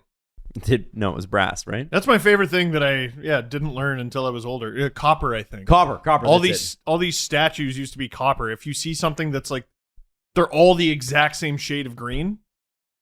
Adam, here's the death thing if you want it. Go ahead. Tell me. So this is from the imprisonment and death section of his Wikipedia article. Yeah. So Vercingetorix was imprisoned in the Tullianum in Rome. Okay. For almost 6 years before being publicly displayed. 6! In the first of Caesar's 4 triumphs in 46 BC. And that's what the parade is called. It would have been called a triumph. They called them triumph. So this was the first of 4. Right. Because he had 4 different wars he said that he won. He was ceremonially strangled at the temple of Jupiter Optimus Maximus after the triumph. So I'm wondering if that was ceremonial trial. I don't know if that was because they sacrificed, right? Like they Holy sacrificed shit. bulls and shit. And I wonder if that would have been done publicly or not. I don't know. I thought that would have been in front of like a priest, but yeah. Yeah, it sounds like it was done Messed up. publicly. Messed up. All right. Yeah. Neato. But a heroic figure, a heroic cult hero, kind of like Boudica in England. You know, like of the it's basically like, it's so funny that 2 countries like France and England are like, or France and Britain are like, wow, this is we sure stood up to oppression, didn't we? You know, hilarious. But that's sort of like their both like it's part of their history. It's Their guy. folklore. Yeah. Yeah, that's, I'm half English. That's my guy, right? Boudica is a queen. That's my Queen Boudica. That's my queen. Yeah. Yes, Queen Slay. That's right. Boudica. Sorry, Yeah. that's how clueless I am in all this. Yeah. Anyway, that's interesting. The final question I had for you, Adam, Yeah. was have you seen Drive to Survive season 4 yet? Not yet. It came out on Friday. Not yet. And we should review it all when it's done. So my girlfriend is threatening that if we don't watch Love is Blind 2 soon, that she is going to watch it on her own, which I don't want. But I said, Nat, the first race is this weekend. We have to watch Drive to Survive. So Love is Blind is going to wait another week. We're going to start Drive to Survive. It's very cute that you get threats. SL just watches. Oh, I think I mean, she has like a bunch of shows in her Rolodex that are hers. Oh, yeah. But there's a couple that are ours, and we have to keep those. This morning, because she's on March break, lucky duck, she goes, you want to watch Drive to Survive? And I said, yes, I do. So I think we're gonna. Hey! Finally! You're going to start Finally. it. You can't start at season 4. No. We won't. Okay. You are going to love this, and I can't wait for you to meet Gunther Steiner. Gunther Steiner, who is Italian, by the way. I think definitely. Yes, sure. I know, right? Doesn't sound Italian, name's not Italian, but yeah, you will love Gunther Steiner. Could Toto Wolff hold a public strangling of execution? Yes. Yeah, he probably and could, he would right? do the strangling. Toto Wolff could literally chop me in half, that guy. Wait till you meet Toto Wolff. And you won't meet him till season 2, really. Yeah. Season 2 is when it gets good because season 1, like half the cast doesn't want to be in it. Like Lewis Hamilton's not in it because he's like, Verstappen's not. Like, why would I do this? He doesn't know that it's going to be a big deal, so he's like, I'm not participating in this Netflix thing. Yeah. And then they see the fallout of season 1, they're like, oh, I kind of need to be a part of this. All of a sudden, the drivers from Haas are more famous than like Lewis Hamilton and Kimi Räikkönen and the guys that are racing for Ferrari at the time. Sebastian Vettel's not in it, and like so they start the season. It's literally about 3 teams. It's about McLaren before McLaren is what they are now, which is a top 3-4 team. Right. They're terrible at this time. It's about Haas, a little bit about Williams. You get a lot of Haas. A lot of Haas, Yeah. and they are a mid-pack team at this point, and they fall off. What? This is the first time in the history of the podcast when big news has broken during the show. Oh. Auston Matthews. Oh, here we go. Suspension has come down. The NHL has suspended Auston Matthews for 2 games. I nailed it. Without pay for cross-checking Buffalo Sabres defenseman Rasmus Dahlin. Whoa. Now, I don't even care about the suspension. How's that affect the Rocket race, The heart race. Their cap. Matthews will forfeit $116,000 for the suspension. The money goes to the player's emergency assistance fund. Full explanation at the link below. Do you guys want to watch the video? We might as well. It. The NHLPA's, I hope they get the voiceover guy in it. I hit my leg. In on this one to do his fancy read of the situation. Okay, we're off to a bad start. The thumbnail is Auston off the ice, jumping. It's not good, guys. Like, I know you probably wanted a different outcome, but no, it's not smart what he did. We go. If it happened to Auston, I would want the player suspended. 100%. Yeah. Okay. What did they say? Here we go with the video from the Department of Player Safety. 2 games for Auston Matthews.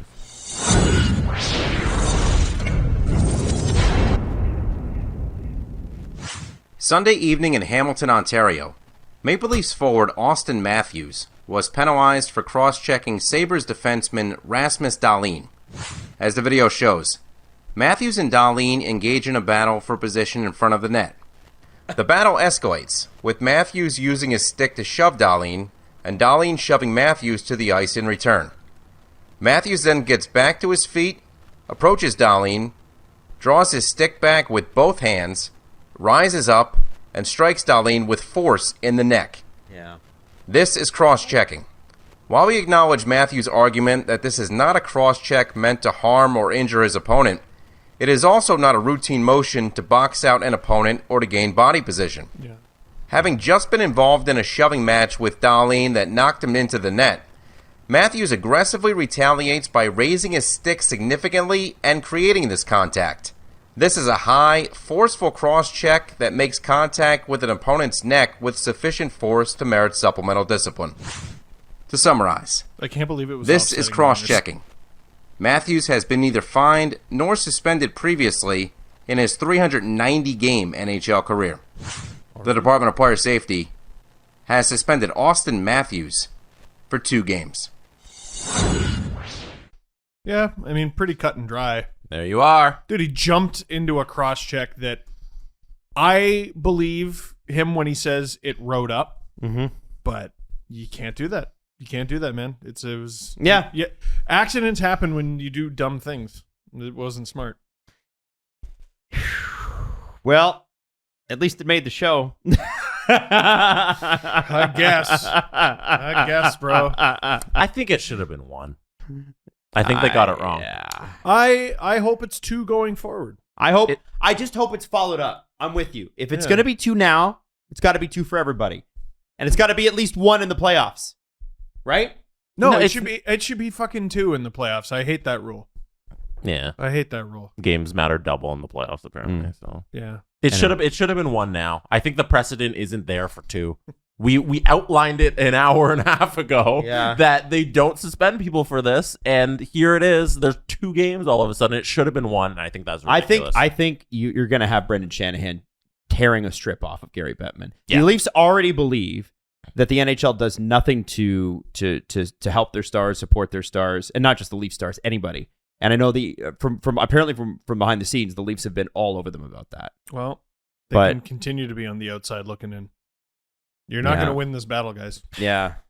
Should have been Figure 1. it out. It's a ridiculous decision. Yeah. Anyway, we'll leave it at that. Hey, lots of drama to talk about this week. The Leafs, who can't defend, the one guy who was their ticket to winning games is now not going to play. That is going to be a fun and interesting week. Don't forget, CJ show today as well. Trade deadline special. He's got one Sunday this week and then Tuesday next. The Steve Dangle Podcast. Follow the guys on Twitter at Steve_Dangle, at Adam WYLDE, and at Jesse Blake.